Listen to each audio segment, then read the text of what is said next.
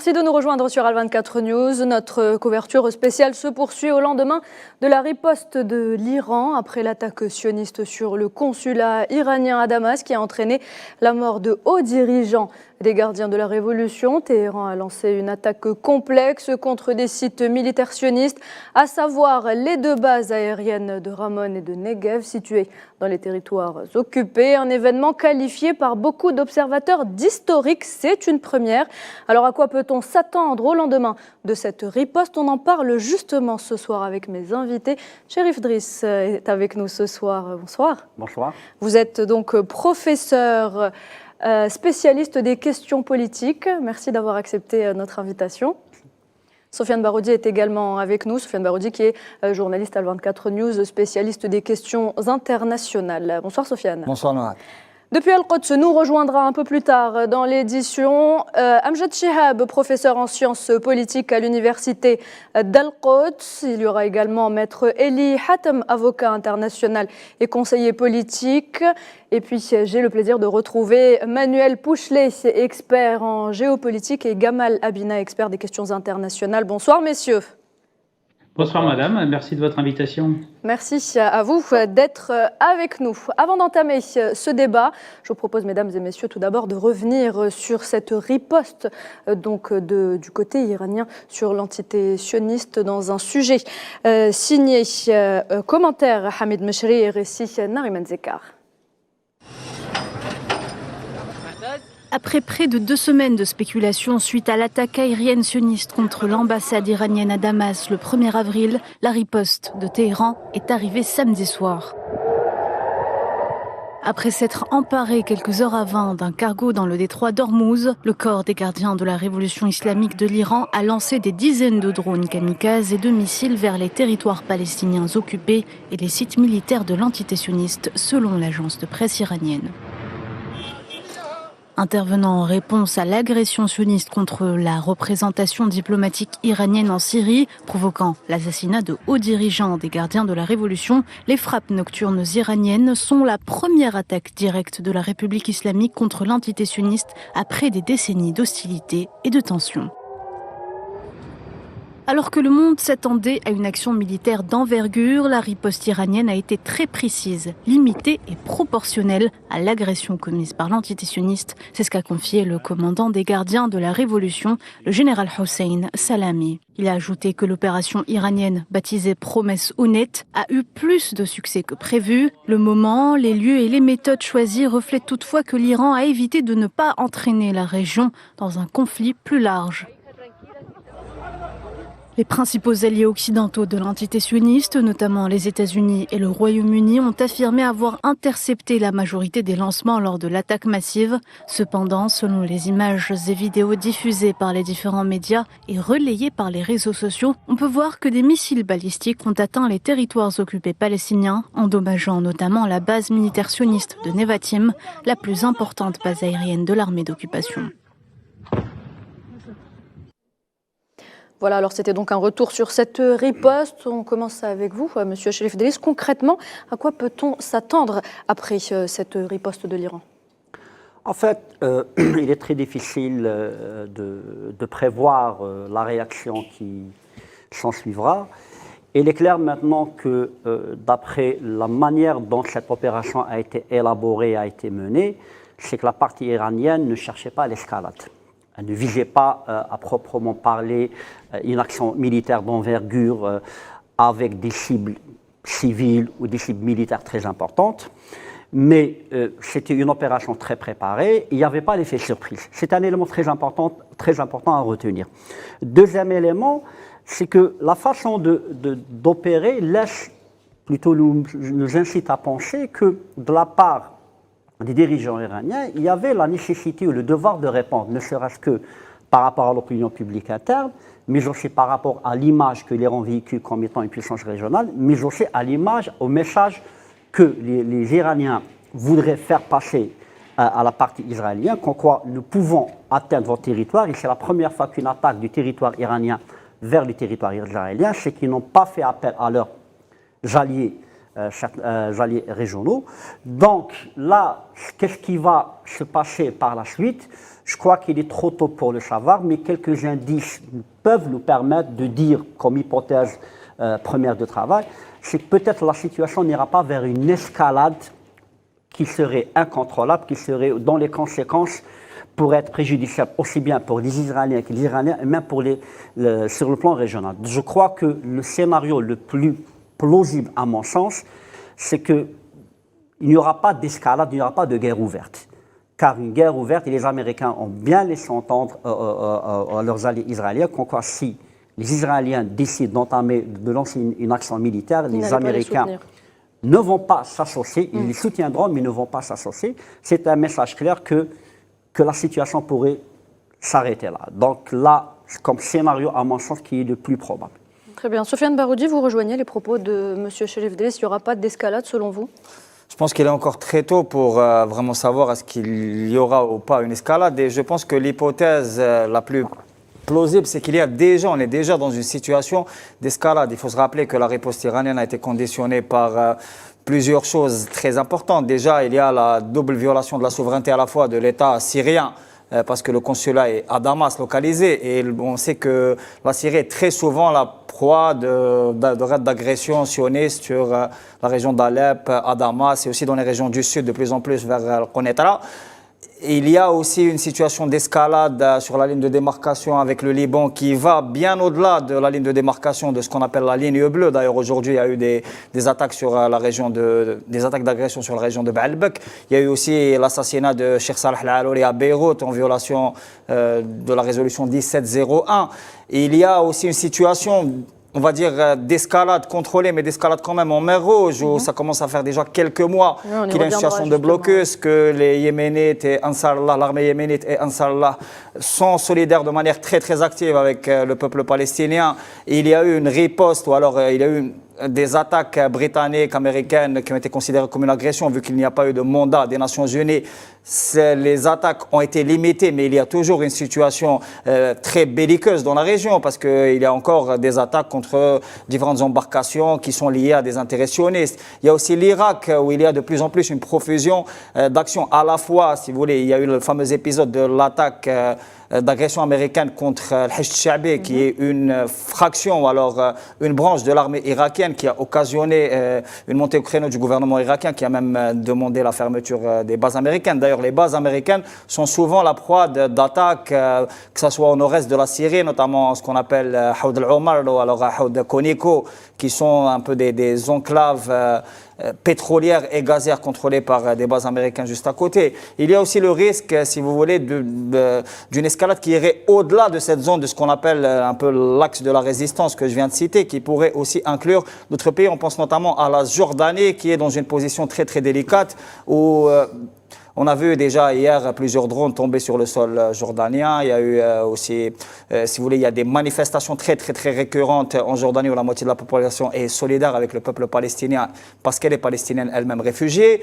Et il ne faut pas oublier le contexte vraiment le plus important, c'est qu'on est à presque 7 mois de guerre et d'opérations génocidaires contre le peuple palestinien, une guerre génocidaire jamais vue à l'ère contemporaine. Et je pense que cela, si vous voulez, l'offensive totale génocidaire de l'entité sioniste conditionne déjà une forme d'escalade. Et pour finir, je pense que le gouvernement fasciste de Benjamin Netanyahou a tout intérêt, en tout cas cherche à impliquer les États-Unis dans une escalade régionale et voire au-delà de la région. Gamal Abina, l'administration, le gouvernement de Benjamin Netanyahou cherche justement à impliquer les États-Unis dans une sorte de contre-attaque, on va dire, contre l'Iran. Vous pensez qu'elle aura lieu, cette contre-attaque, justement ? Absolument pas. Netanyahou est un raciste qui est complètement illuminé, qui s'imagine qu'il est maître du monde, qui a tenté effectivement l'escalade, ne pensait pas que l'Iran répondrait de cette façon. On a eu l'occasion de le dire hier soir sur votre chaîne. Je savais parfaitement qu'il y aurait une attaque parce que les passes d'Arabes l'avaient annoncé, parce que les gardiens de la révolution l'avaient annoncé, mais surtout parce que Ali Khamenei, qui n'est pas un rigolo, a annoncé qu'il y aurait une attaque. Alors une attaque de quoi ? Une attaque qui fait suite à une agression directe, à une violation de l'espace aérien, ça vient d'être dit, de la Syrie, mais surtout à une attaque de l'ambassade d'Iran, donc c'est une déclaration de guerre. Donc comment peut-on imaginer qu'un pays souverain, un pays puissant comme l'Iran, il faut rappeler les rapports de force, hein. Les sionistes, c'est 5 millions d'habitants, l'Iran, c'est 80. Les sionistes, c'est un tout petit État qui est juste soutenu par l'Occident et quelques États vassaux arabes. L'Iran, c'est un très grand État, une très grande puissance, avec plusieurs alliés dans la région, qu'ils appuient, et ils appuient à juste raison, puisqu'ils essaient d'empêcher le massacre de masse de la Palestine et la destruction de l'État même de la Palestine. Donc, effectivement, les États-Unis seraient intéressés pour affaiblir l'Iran, mais ils n'y sont pas parvenus en 45 ans. Donc, aujourd'hui, parce qu'on sera bientôt le 45e anniversaire de la révolution islamique d'Iran, on l'a même dépassé, il me semble. Et donc, aujourd'hui, l'Iran, qui est une grande puissance industrielle, qui maîtrise à la fois le civil et le militaire, le balistique, dans les missiles longue portée, on l'a vu, avec des frappes qui sont à plus de 1000 km, qui maîtrise surtout les drones Shahid, qui sont un nouveau concept qui marche très très bien, on le voit bien en Ukraine, mais surtout qui maîtrise la couverture aérienne, à savoir qu'ils ont des satellites, ils ont leurs lanceurs, ils maîtrisent l'espace. L'Iran est une puissance avec laquelle il faut compter. Et les sionistes, Netanyahou, qui est un illuminé raciste, je répète à chaque fois, il faut dire que c'est un raciste. Quand on dit animaux humains, les Hitlériens disaient la même chose, ce sont des racistes. Eh bien, cet homme a cru qu'il allait entraîner avec lui l'Amérique dans un conflit généralisé. Les États-Unis ont défendu leur enfant chéri, l'entité sioniste, tout comme d'ailleurs l'Angleterre, la France, les Émirats, le Qatar et l'Arabie, qui ont empêché beaucoup de missiles et de drones de passer, mais il n'en demeure pas moins que la frappe était extrêmement puissante, 400 attaques comme simultanées, que la frappe s'est faite à 1 heure d'intervalle, ce qui est assez extraordinaire en termes stratégiques, et surtout que c'est une frappe défensive. Il faut se rappeler que la dernière fois que les sionistes ont été frappés par le ciel, c'était en 91 avec Saddam Hussein. Depuis, ils étaient tranquilles. Mais ils ont été provoqués un géant dans la région, l'Iran, qui est aussi membre, il ne faut pas l'oublier aussi, des BRICS+, qui est une grande puissance industrielle, comme je l'ai dit, mais surtout un géant qui n'était pas endormi, qui a préparé depuis 35 ans la potentialité d'une attaque des États-Unis et des sionistes. Cette attaque n'est pas arrivée parce qu'ils sont trop puissants aujourd'hui. L'Iran est largement en mesure de se défendre et plus encore, maintenant est capable d'avoir une posture offensive. Donc évidemment, on peut tous attendre de Netanyahou, qui est quelqu'un de déséquilibré mental à mon sens, qui est un type qui se croit être de la race supérieure, de la race des seigneurs, qui a osé dire une fois qu'il était le peuple de la lumière, qui est quand même extrêmement douteux. Eh bien cet homme-là, aujourd'hui, se rend bien compte qu'il s'est largement ridiculisé et que contrairement à la propagande ridicule qu'on entend depuis ce matin, que 99% des missiles auraient été interceptés, c'est un mensonge éropé, parce que le système d'onde de fer, qui est largement mis en rude épreuve depuis 6 mois, n'intercepte en règle, on le sait très bien, entre 40 et 70% des objets qui sont lancés. Donc c'est une propagande pour donner l'illusion d'une surpuissance sioniste, mais dans les faits, on a vu les images, ça a bien été frappé, et les Iraniens n'ont frappé que des objectifs militaires, ce qui est tout à leur honneur d'ailleurs, contrairement aux sionistes. Très bien. Avant de me tourner vers vous, Manuel Pouchelet, je voudrais qu'on écoute d'abord le général Mohammad Bakeri, chef des forces armées iraniennes. Il revient justement sur cette opération. De notre point de vue, cette opération est terminée. Il n'y a aucune intention de la poursuivre. Mais si le régime sioniste entreprend une quelconque action contre la République islamique, que ce soit sur notre sol ou dans des lieux qui nous appartiennent, en Syrie ou ailleurs, notre prochaine opération sera beaucoup plus importante. Les impacts dont nous disposons d'informations précises et documentées sur le terrain montrent que l'opération a été menée avec plus de succès que prévu. Voilà donc Manuel Pouchelet, le côté iranien parle d'une opération plus réussie que prévue au moment où donc l'entité sioniste déclare que 99%, comme le disait Gamal Abina, 99% des missiles ont été interceptés. Il y a vraiment là une illusion de surpuissance de l'entité sioniste finalement, comparée à la réalité des choses. À comparer la réalité des choses, vous êtes aussi dans une guerre de communication. C'est le contre-amiral chargé porte-parole de l'armée de sioniste qui s'est exprimé. Je ferai remarquer que ce brave homme a oublié de mentionner l'intervention des alliés, notamment jordaniens, émiratis, américains, français, pour stopper ces drones. Sans quoi le dôme de fer aurait été plus que saturé et il y aurait eu beaucoup plus de pertes. Pour l'instant, je pense que ce sont des éléments de langage qui sont suite, on va dire, à une opération militaire qui a été couronnée de succès pour les Iraniens, puisqu'ils sont capables de frapper l'État sioniste en son cœur. Donc c'est un message qui est fort, donc si vous voulez. Mais en même temps, je remarque une chose, c'est que les frappes ont été mesurées, si je puis me permettre.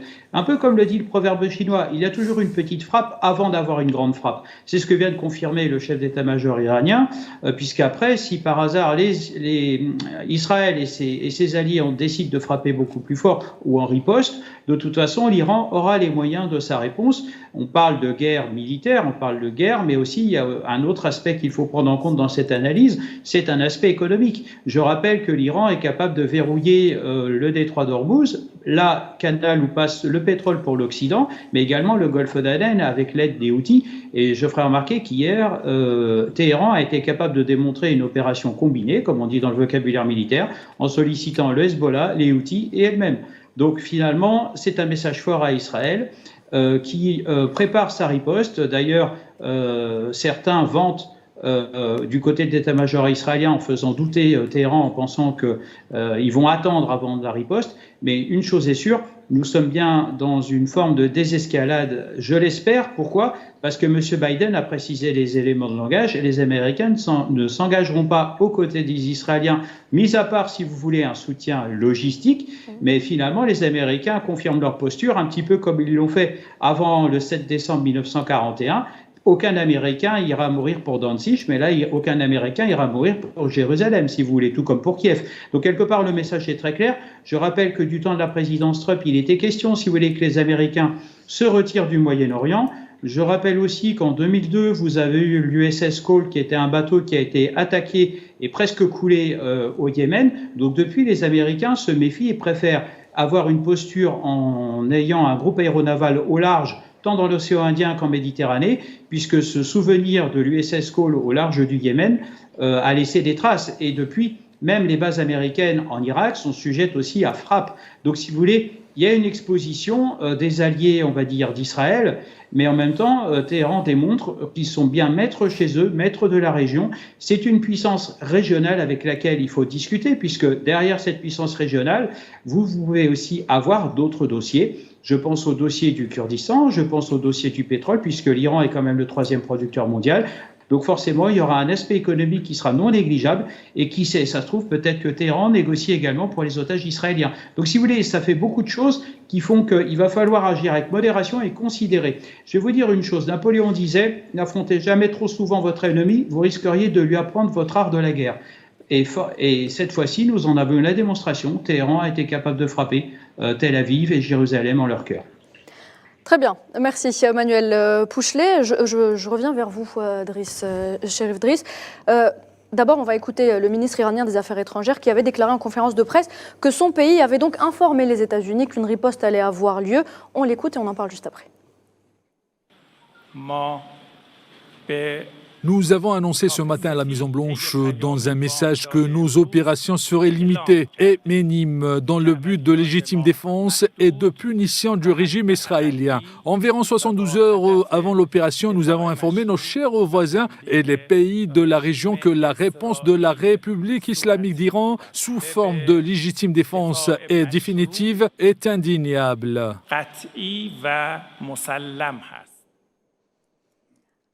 Voilà donc Cherif Driss. Tout d'abord, pourquoi est-ce que l'Iran a annoncé justement cette riposte? Pourquoi cet effet d'annonce au lieu d'attaquer directement? Comme je l'ai expliqué tout à l'heure, c'est que les Iraniens ne cherchent pas l'escalade. En ce sens que annoncer au préalable qu'ils allaient riposter et voire même donner un petit peu la date, c'est une façon de montrer une bonne volonté, une bonne disposition par rapport aux Américains, de leur dire finalement, on n'est pas des illuminés, on n'est pas des irrationnels, et on ne cherche pas l'escalade. Donc, un petit peu, c'est de couper l'herbe sous les pieds des Américains. Dans le cas où il y aurait une volonté de la part des Israéliens de riposter, de se venger, il y aura les Américains de leur dire finalement, la réponse iranienne, nous avons été informés, contrairement à vous, vous ne nous avez pas informés quand vous avez décidé de bombarder le consulat iranien à Damas. Les Iraniens l'ont fait. C'est une façon de démontrer qu'on est un acteur rationnel. Les Israéliens ne le sont pas. Deuxième élément qui est très important, et par rapport à ce que nous avons dit tout à l'heure, les Iraniens cherchent une réponse très mesurée et très pondérée. À savoir qu'on cible des objectifs militaires, à savoir qu'on est en train un petit peu de riposter parce que nous avons été attaqués, il y va de notre crédibilité, il y va de notre sécurité nationale, mais aussi, il y va aussi de la crédibilité de toute la région. Donc, en informant les États-Unis, les Iraniens sont en train de négocier quelque part. Parce que nous n'oublions pas qu'il y a un paramètre qui est très important. Depuis quelques années, il y a eu un déblocage par rapport au dossier nucléaire.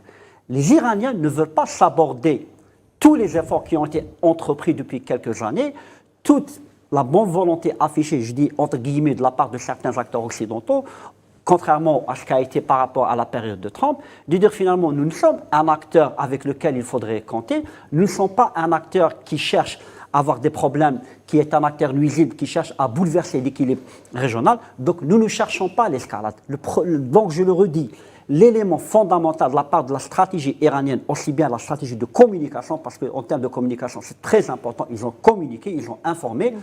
Tout le monde savait que les Iraniens allaient riposter.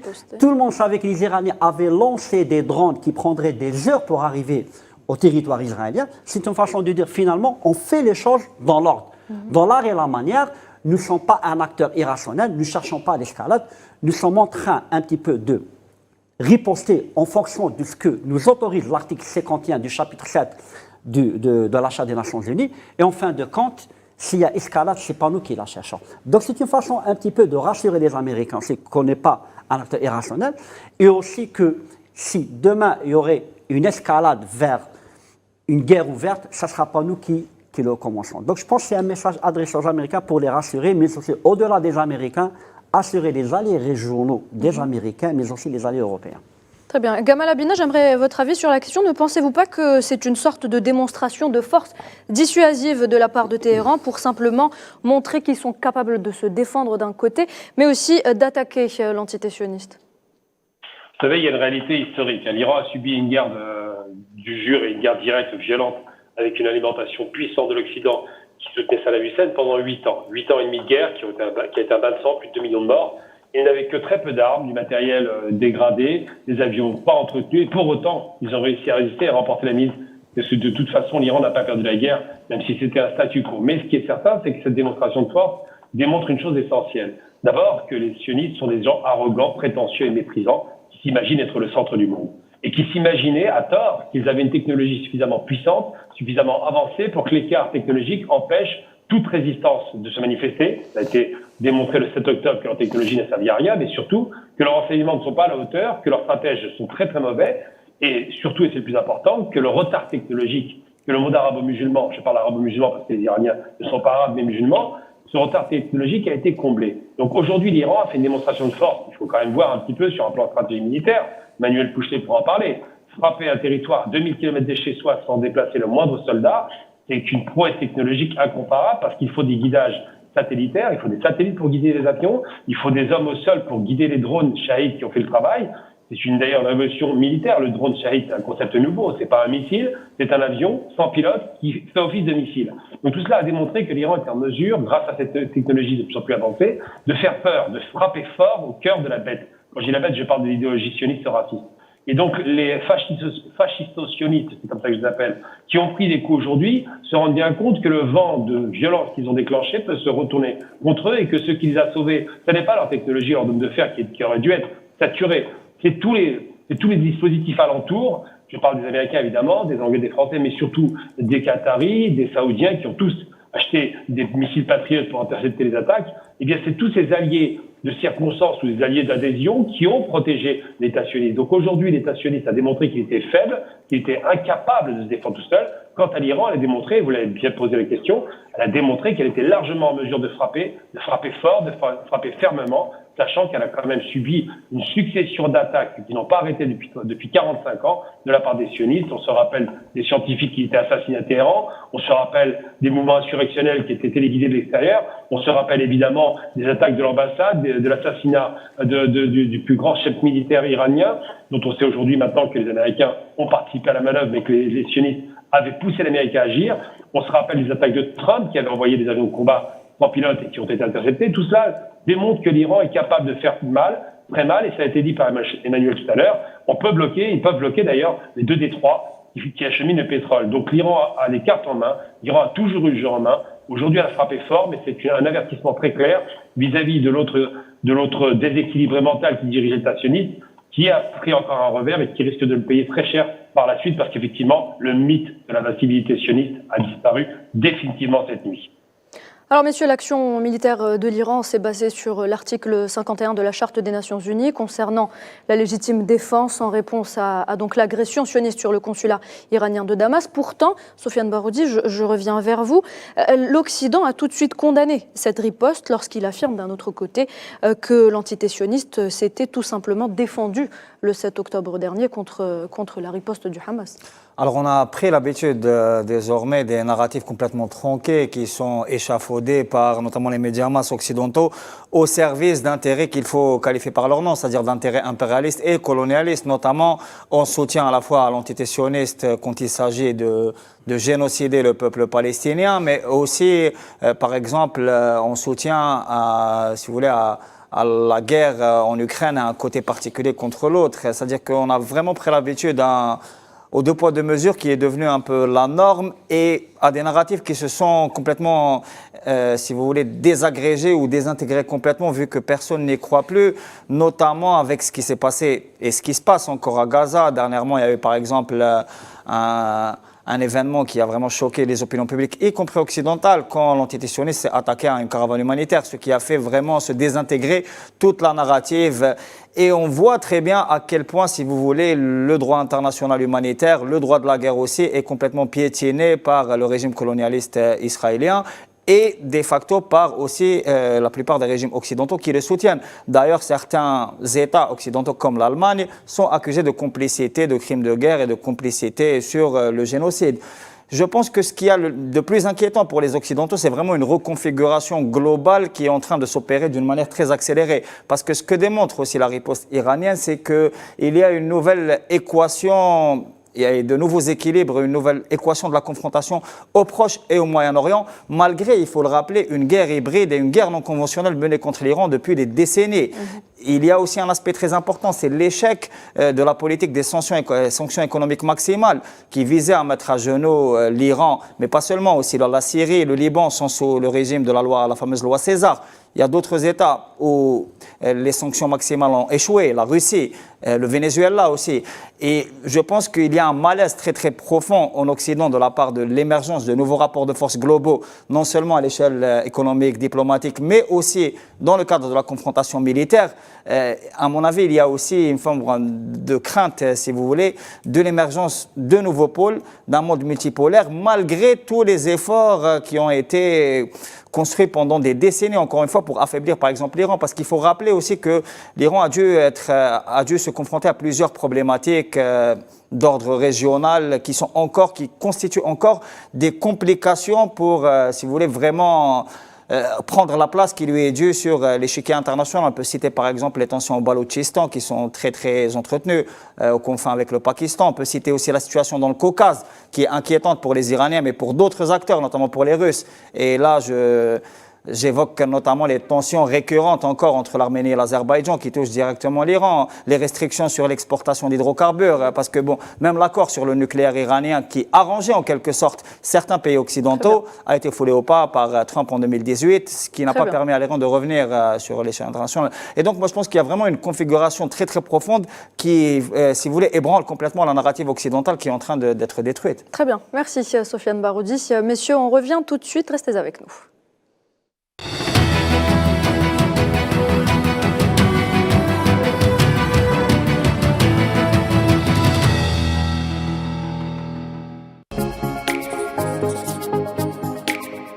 عشرين سنة وهي معايا الصباح وحشية معاها مكونيكتي بزاف وديما رقمك عزيز وتحب تحافظ عليه اقلبها 20 بلا ما تضيع رقمك. الهضر والاس ام اس غير محدوده نحو كل الشبكات. 80 جيجا انترنت صالحه ل 30 يوم ب 2000 دينار. باش تولي 20 شكل ايتوال 600 دياز ولا اتقرب من اي وكاله تجاريه موبيليس. مع 20 اهدر وكونكتي. موبيليس، معا نصنع المستقبل. انتوما اللي عندكم افكار، انتوما اللي عندكم مشاريع، انتوما اللي تخدموا على روحكم ومن قلبكم. وش كاين؟ كاين جديد اللي يخليكم تنشطوا في اطار قانوني يحميكم ويضمن لكم حقوقكم. مليحه هادي، خليه يكمل. سامحني قاطعتك. لا معليش، اليوم جيناكم بالقانون الجديد للمقاول الذاتي. مقاول ذاتي؟ وش فيها هذه؟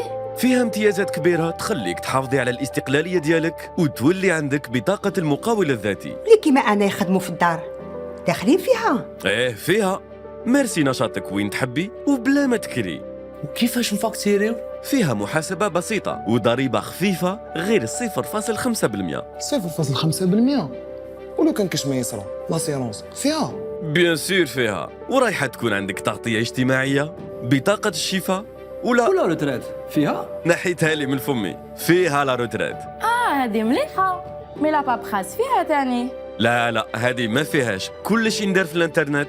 ما تتنقلي ما تكسري راسك. كلش من الدار حتى الخدمة. ادخل اليوم على موقع الوكالة الوطنية للمقاول الذاتي www.anae.dz.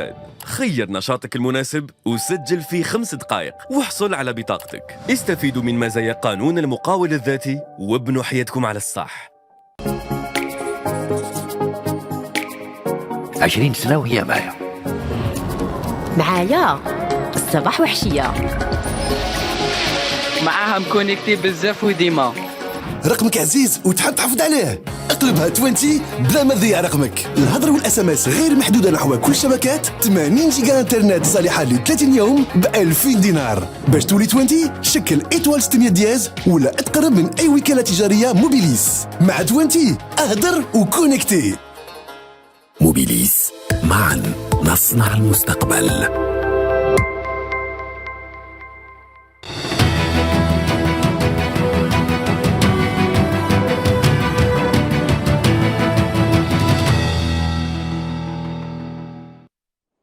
Regardez à 24 News, la couverture spéciale se poursuit autour donc de la riposte de l'Iran contre l'entité sioniste. Manuel Pouchelet, je me tourne vers vous à présent. Des drones, des missiles sol-sol, des missiles de croisière ont été utilisés donc dans cette attaque complexe. Manuel Pouchelet, est-ce que l'Iran a les moyens de sa politique en cas de nouvelle attaque du côté sioniste contre l'Iran donc ?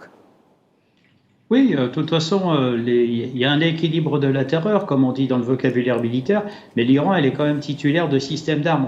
On peut pas, comment dirais-je, comme l'a dit M. Abina tout à l'heure, cela relève de la haute technicité de pouvoir guider des missiles au mètre près. Alors beaucoup me diront oui, mais c'est pas possible. Si, c'est possible aujourd'hui. Les premiers missiles guidés laser remontent avec la première guerre du Golfe. Donc quelque part, l'Iran, si vous voulez, ne l'oublions pas, elle a des capacités militaires, elle a aussi des ingénieurs.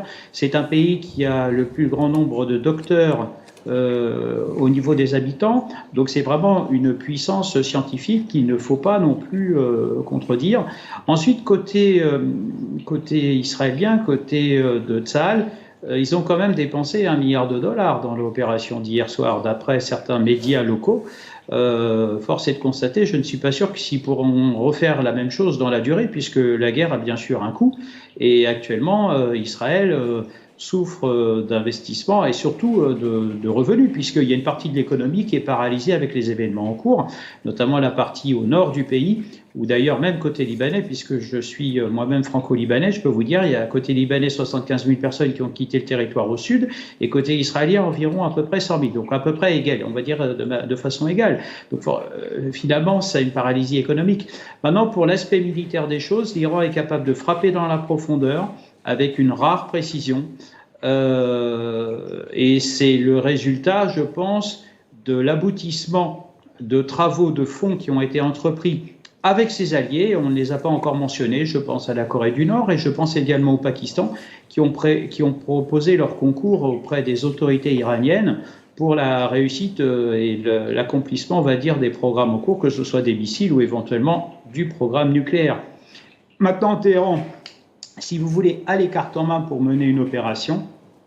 Elle l'a démontré hier soir. C'est ce qu'on appelle un warning sign, donc on va dire un avertissement. Maintenant, je ne sais pas si Jérusalem l'a bien pris en compte, mais une chose est sûre, moi je me souviens que Jérusalem avait bien pris en compte ses défauts et ses faiblesses, notamment lors de l'agression au Liban de la guerre des 33 jours en 2006, ou si vous voulez, des enseignements ont été tirés. Maintenant, attention, il s'agit d'une armée conventionnelle et non de proxy. Donc je pense qu'Israël a la notion du respect de son adversaire, mais ne l'oublions pas, la guerre s'est imposée à l'adversaire l'exécution de sa volonté. Force est de constater que Téhéran, pour l'instant, a l'avantage. Gamal Abina, Téhéran a l'avantage pour le moment. On rappelle aussi que Téhéran a menacé les États-Unis en cas d'implication en soutien donc à l'allié sioniste. Et on rappelle aussi que les États-Unis disposent de beaucoup de bases dans la région. Certaines ont même déjà été ciblées par les différents mouvements de résistance, notamment en Irak ou en Syrie. Je voudrais juste apporter une petite correction gentille de la part pour M. Bouchelet. Il a dit que Jérusalem va réagir. Jérusalem ne fait rien du tout, c'est Tel Aviv.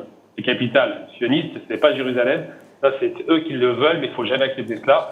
Aujourd'hui, c'est Tel Aviv sur un plan statutaire et international. Donc, c'est juste une petite la langue à fourcher, je comprends. Donc oui, effectivement, pour revenir à le mouton, évidemment que Téhéran a l'avantage. D'abord parce qu'ils sont offensifs, parce qu'ils ont des soutiens dans la région, en dépit de quelques pays qui leur étaient hostiles, puisqu'il y a une paix entre l'Arabie et l'Iran aujourd'hui, il ne faut pas l'oublier, ils sont mis d'accord grâce à la Chine. Téhéran a l'avantage parce que c'est un pays qui est très technologiquement avancé, il ne faut pas le perdre de vue. C'est une grande puissance industrielle, on ne tape pas sur des pays faiblement équipés, comme c'était le cas de l'Égypte, qui a fait sa guerre il y a 50 ans, ou la Syrie, qui n'a pas d'industrie. Enfin, c'est des pays qui n'ont pas les moyens de se défendre, comme le Liban, qui achètent des armements extérieurs, mais une fois que vous avez acheté les armes et qu'elles sont finies, qu'elles sont cassées, il n'y a plus aucun moyen. L'Iran a les moyens de produire autant qu'il veut, dans des proportions considérables. L'Iran est un pays riche, c'est pas un pays seulement qui dépend du pétrole. Et surtout, quand Khomeini est arrivé au pouvoir en 79, la première chose qu'il a dictée dans sa relation à son pays, c'est de dire nous allons mettre 10% du budget, écoutez bien, 10% du budget de l'État dans la recherche et le développement. C'est Khomeini qui a proposé cela. Ensuite, 20 ou 30 ans plus tard, on a eu Ahmadinejad qui lance l'Iran dans l'espace en faisant ses propres lanceurs de satellites. Ahmadinejad était un ingénieur, il ne faut jamais le perdre de vue. C'est un pays, ça a été dit par Emmanuel Bouchelet, qui est très très féru de science, qui a beaucoup de docteurs, beaucoup de chercheurs, de scientifiques dans tous les domaines possibles et imaginables. Et c'est un pays qui effectivement a les moyens de ses ambitions, même s'il y a une distance importante entre l'Iran et l'Arabie, ils peuvent passer par la Syrie, ils peuvent passer par l'Irak, ils ont des soutiens un peu partout aujourd'hui, ils ont clairement créé ce qu'on appelle l'axe de la résistance. Et puis surtout, les sionistes sont très arrogants, et j'ai envie de dire qu'un arrogant souvent est un imbécile, qui s'imagine être plus fort et s'auto-intoxique, se croit supérieur sur un plan ethnique ou sur un plan technologique, mais finalement a montré sa faiblesse. Aujourd'hui, Netanyahou, qui était très arrogant, ne s'attendait vraiment pas à une attaque. Je ne vous cache pas qu'il imaginait continuer à chercher l'Iran sans qu'il y ait de réponse. L'Iran a apporté une réponse forte, très précise, ciblée, c'est important de le rappeler, ils n'ont pas touché les civils, ils n'ont pas été des barbares. Et surtout, l'Iran a dit, si vous recommencez, les conséquences seront extrêmement lourdes, parce que pour l'instant, nous avons tapé à distance, comme si c'était un lance-pierre. Mais si on envoie des troupes au sol, si on envoie des avions, il n'y a pas d'avions qui ont décollé. Si on envoie effectivement des salves de missiles, des centaines de milliers de missiles, comment voulez-vous arrêter une telle attaque? Et ils en ont les moyens aujourd'hui. Donc c'est vrai qu'il faut se méfier de la réaction iranienne, il faut se méfier de la réaction des sionistes qui sont encore un peu trop arrogants, mais aujourd'hui, il y a vraiment un basculement des rapports de force et de la guerre stratégique. Très bien, merci Gamal Abina. Alors maître Eli Hatem, avocat international et conseiller politique, nous a rejoint à l'instant. Bonsoir. Bonsoir à vous, et à vos téléspectateurs et à vos invités. Merci d'avoir accepté notre invitation.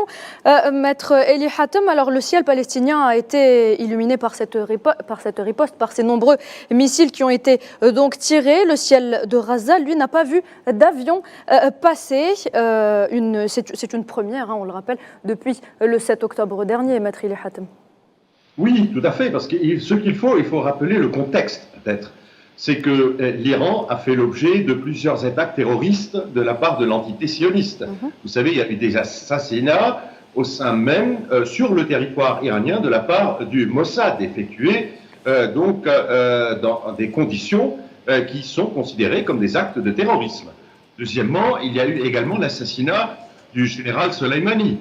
Troisièmement, il y a eu également l'attaque terroriste du 3 janvier dernier par le bras armé du Mossad et de la CIA américaine, c'est-à-dire l'État islamique au Khorasan. C'est d'ailleurs le même groupe qui a également effectué ou revendiqué plutôt l'acte terroriste à Moscou, à Crocus, à Moscou.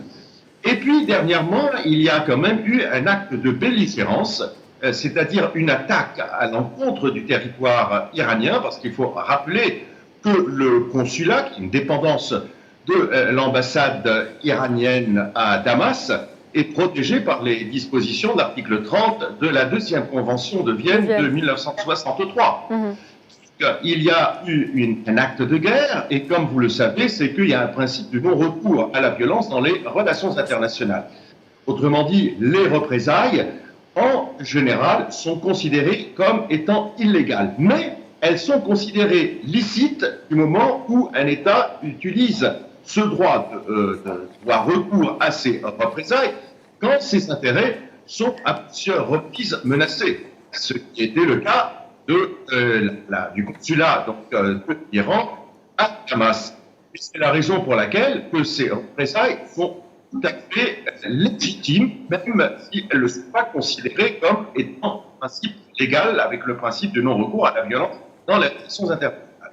Il faut enfin rappeler un troisième élément qui est très important, c'est le recours à l'article 31 de la Charte des Nations Unies qui prévoit le droit à la légitime défense. Sachez, comme a très bien souligné le ministre des Affaires étrangères de l'Iran, que ça est c'est pas... Très bien, mais Eli Hatem, il semblerait que vous ayez un problème avec votre connexion Internet.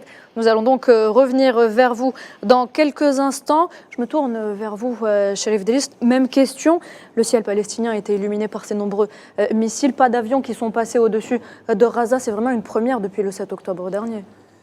Bien sûr, c'en est une, et ça donne un peu de répit aux Palestiniens. Espérons que cela se prolongera, même si le doute il est permis. Donc, il est clair que cette riposte, elle a mis l'État d'Israël et la société israélienne dans un état de psychose généralisée. Nous avons vu des alertes et des annonces aux populations d'aller se réfugier dans les abris, dans les bunkers. Et c'est un élément très important parce qu'il y a une dimension qui est très importante dans cette riposte, c'est la dimension psychologique. Je pense que l'un des objectifs recherchés, c'est un petit peu de semer un petit peu de la peur et de la terreur, de dire finalement qu'aux Israéliens, votre État est incapable de vous protéger. Donc, vous n'êtes pas à l'abri, vous n'êtes pas en sécurité. Et cet élément psychologique, il est d'autant plus important si l'on sait que sur les 5 millions d'Israéliens, la moitié ont la double nationalité. Et certaines informations parlent de désir de certains de repartir, de quitter Israël, d'aller se réfugier. Donc l'aspect psychologique, il est très important. Ça donne un petit peu du répit à la population gazaoui. Mais la question est de savoir maintenant, est-ce que les Israéliens, la société israélienne, peut-être cet indice que un petit peu cette attaque va ressouder la population autour du gouvernement, du cabinet de guerre, mais ce n'est pas aussi sûr, ce n'est pas aussi certain, dans la mesure où les Israéliens vont s'attendre quelle serait la réaction du gouvernement. Va-t-il riposter? Certains vont se dire, notamment la frange de l'extrême droite et la droite religieuse et ce qu'on appelle le sionisme judaïsé, vont vouloir presser le gouvernement Netanyahou et le ministre de la Sécurité intérieure, Ben Gvir, qui a parlé de la nécessité de riposter. Est-ce qu'il y aurait des pressions en interne dans le propre camp du Premier ministre Netanyahou pour demander des représailles, de dire quelque part il y va de la crédibilité, de l'image d'Israël comme étant un État invulnérable, un État puissant, et cette attaque, si vous voulez, se veut une intimidation. Donc je crois que là, la dimension psychologique, elle est très importante, qu'il faudrait la prendre en considération. Et peut-être l'un des éléments, les objectifs sous-jacents à travers cette attaque, c'est un petit peu de briser cette chaîne de liens entre la direction politique et la population israélienne. Parce qu'il faut le dire que jusqu'à présent, il y a un soutien de la part de la population israélienne pour l'agression sur Gaza. Donc, même si le gouvernement de Netanyahou il est critiqué, certains parlent de la nécessité d'aller vers des élections anticipées, mais toujours est-il que le soutien il est intact. Cette attaque, justement, va-t-elle quelque part renforcer ce soutien ou bien entendu assécher, l'affaiblir un petit peu? Et dans le cas où le gouvernement le Premier ministre Benjamin Netanyahu serait tenté par une action, une réponse, là je crois que le coût, pas uniquement stratégique, pas uniquement économique, parce qu'il y aura une dispersion des forces, mais le coût politique serait fatal. Donc, gageons plutôt, espérons que cela va un petit peu disperser les efforts des Israéliens et donner un petit peu de répit pour les Gazaouis. Sofiane Baroudi, je vous vois hocher la tête, vous rejoignez les propos pour rejoindre déjà le professeur Cherif. Je pense qu'il y a plusieurs facteurs à prendre vraiment en considération. Déjà, il y a un échec cuisant de l'offensive génocidaire sioniste contre la bande de Gaza. Je rappelle que les précédents jours, on connaît aussi le retrait de l'armée d'occupation de Khan Younes après des mois et des mois de bombardements massifs avec aucun objectif politique ni militaire atteint, manifestement. Il y a aussi, depuis un moment, qu'il y a la préparation d'une attaque contre Rafah qui est refusée par la communauté internationale parce que ça serait, si vous voulez, la conséquence serait un massacre humanitaire jamais vu. Je rappelle qu'il y a plus d'1,4 million de civils et que la communauté internationale appelle justement un cessez-le-feu que l'entité sioniste ne veut toujours pas exécuter. D'ailleurs, il y a aussi la Cour internationale de justice qui a appelé l'entité sioniste à cesser aussi l'intention génocidaire. Cette injonction n'a pas été respectée. Il y a aussi, si vous voulez, beaucoup d'hésitations et de conflits internes autour du fait que, si vous voulez, il y a une forme d'enlisement à Gaza depuis 7 mois. Et donc, beaucoup se posent la question, est-ce que l'armée d'occupation a les capacités de mener une guerre sur plusieurs fronts? Parce que c'est ce qu'entraînerait, si vous voulez, une confrontation avec l'Iran.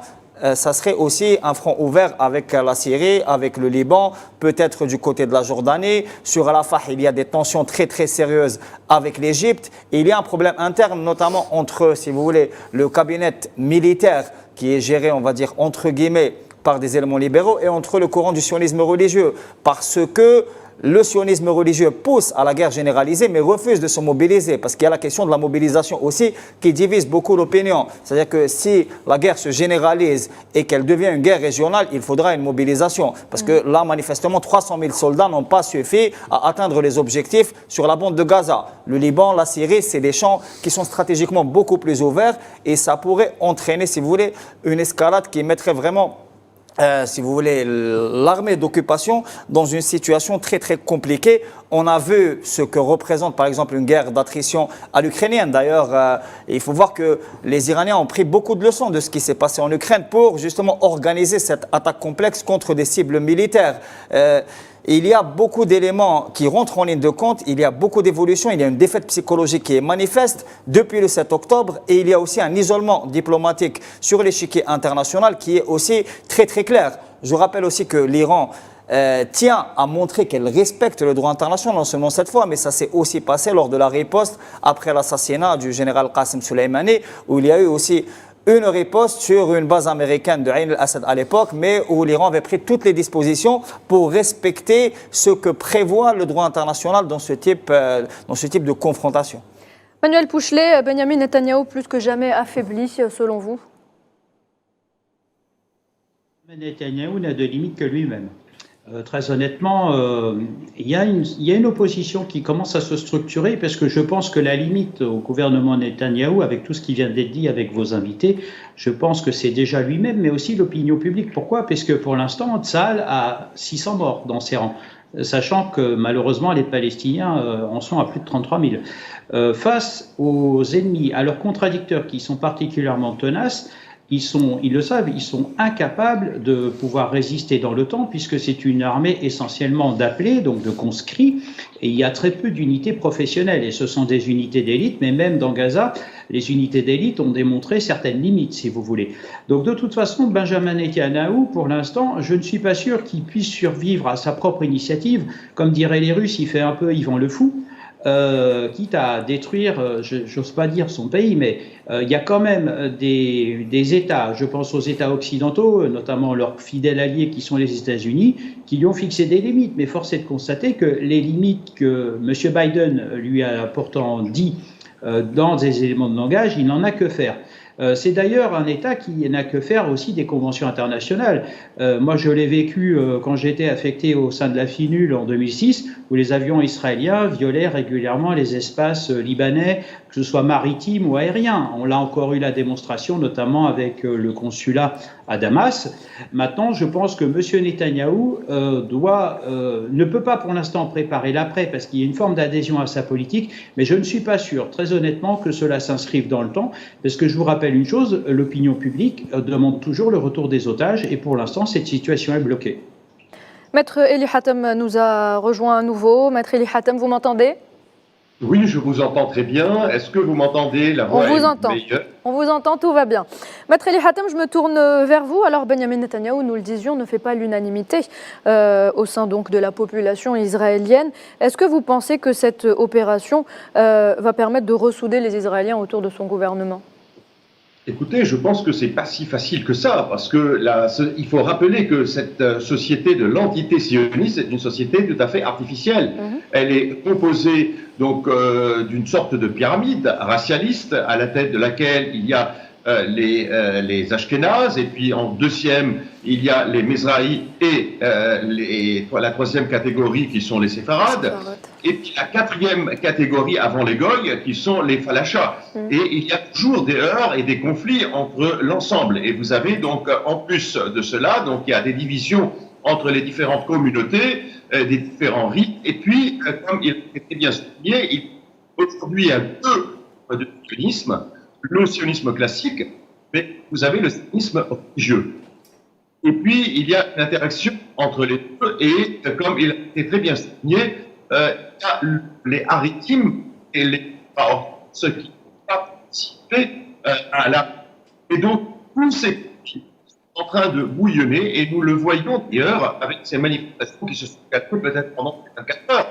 Et l'autre, c'est dire une chose aussi, c'est que... Eli Hatem, votre connexion est vraiment très mauvaise. On doit passer à notre invité, Gamal Abina. Je reviens vers vous. Même question. Est-ce que Benjamin Netanyahou donc, ne fait pas l'unanimité? Est-ce que cette opération va permettre de ressouder les Israéliens autour de son gouvernement? La guerre pour ressouder une population avec son gouvernement, le problème, c'est qu'on n'aime pas les perdants. Napoléon a perdu, il a été écarté du pouvoir. La question qui se pose en Palestine, c'est qu'aujourd'hui, on a envoyé un soldat pour 8 Palestiniens à Gaza. C'est un échec total. Je vais vous dire un peu la proportion. Pour 8, c'est énorme, avec des Palestiniens très peu armés. Et ils ont échoué. Et Gaza, je vais faire un peu d'histoire, mais Gaza, c'est le Vietnam, évidemment, des sionistes. Et j'ai envie de dire simplement, pour ne pas faire du poids Goldwyn, c'est qu'aujourd'hui, Netanyahou a démontré qu'il n'était pas du tout un stratège militaire, qu'il est très conspuit d'ailleurs parmi ses militaires qui ont du mal avec lui. Il a montré qu'il était capable d'ouvrir un front supplémentaire inutile, comme les nazis l'ont fait d'ailleurs avec les Russes, en pensant qu'ils s'en sortiraient, et en imaginant qu'il y aurait le parapluie américain. Ça n'a pas fonctionné parce que les Américains ont des intérêts dans la région qui dépassent de loin la seule protection de l'entité sioniste. L'entité sioniste, ça a été dit par un politologue libanais, mais il a dit ça une fois, ça n'est pas un peuple avec une armée, c'est une armée avec un peuple. Voilà ce que c'est. C'est-à-dire que tous les Israéliens sont des militaires, dès qu'ils ont 18 ans, et ils font 2 ans de service militaire.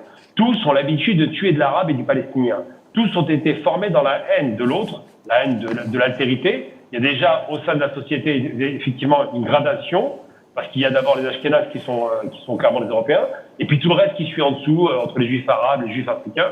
Donc tout cela donne le sentiment que cette société ne tient que parce qu'elle a un ennemi à l'extérieur, et Netanyahou pense qu'il va tenir parce qu'il a cet ennemi à l'extérieur qui lui garantit une pérennité. Le problème, c'est qu'il est déjà conspué à l'extérieur de ses frontières, les sionistes de l'extérieur ne l'aiment pas, ils ont manifesté pendant 1 an parce qu'ils voulaient confisquer tous les pouvoirs, et que cette guerre qu'il mène très mal est un échec. Il n'a pas réussi à venir à bout de la résistance palestinienne, des résistances palestiniennes, il n'y en a pas qu'une d'ailleurs. Toutes les résistances, toutes les factions sont en action actuellement. Il n'a jamais réussi à parvenir à bout des résistances libanaises, particulièrement le Hezbollah. Il y a le Hezbollah irakien qui a émergé et qui attaque, il y a le Houthi qui attaque. Il y a un risque de conflagration qu'il ne peut pas maîtriser, mais lui, dans son schéma de pensée, il s'est imaginé qu'en frappant l'Iran, en ouvrant un nouveau front, les Américains seraient avec lui. Bien, ils ont fait une réponse claire. Les Américains ont dit nous ne prenons pas part au conflit, et ils ont même rassuré les Iraniens en disant nous n'avons rien à voir avec l'attaque. Donc j'ai envie de dire simplement, c'est qu'il va tenter son va-tout, mais les Occidentaux ont une très mauvaise opinion du personnage. À l'époque, que ce soit Sarkozy, Obama, on les a surpris en train de discuter pendant une émission où ils disaient que Netanyahou était un fou. C'était un type qui n'était pas fiable. Et c'est le sentiment qu'il entredonnait à sa propre population. Donc l'entité sioniste est effectivement l'excroissance occidentale dans la région, c'est vrai, mais le pétrole a plus d'importance que l'entité sioniste aux yeux des Américains, et surtout l'entité sioniste est clairement, et on se rend bien compte, protégée par la France, Angleterre et les États-Unis, comme une forme de nouvelle croisade au Moyen-Orient qui semble arriver à son terme. Donc s'il n'y a pas de négociation directe, c'est pas avec Netanyahou qu'on peut le tenir, parce que lui, il est dans la négation de l'existence de la Palestine. S'il n'y a pas de négociation directe avec l'entité sioniste, sa vocation sera soit de composer par la force avec la Palestine, soit de disparaître. Et aujourd'hui, effectivement, la question de sa sécurité est largement engagée, et l'homme qui a vendu la sécurité à tout va sa population, s'est largement discrédité. La nuit dernière a démontré que le fait de posséder par exemple le Golan, le haut plateau du Golan, ne sert à rien. C'est pas parce qu'on est à la hauteur qu'on protège le territoire. Très bien, merci Gamal Abina. Vous restez avec nous, on revient tout de suite.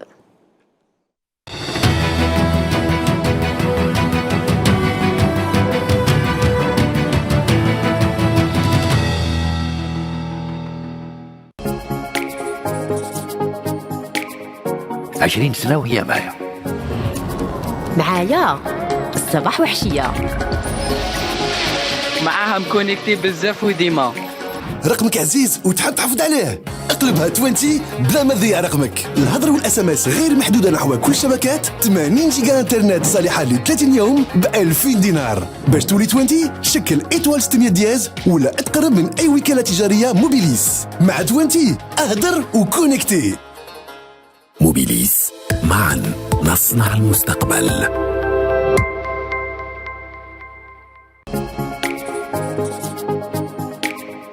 عشرين سنة وهي معايا. معايا الصباح وحشية. معاها مكونيكتي بزاف وديما.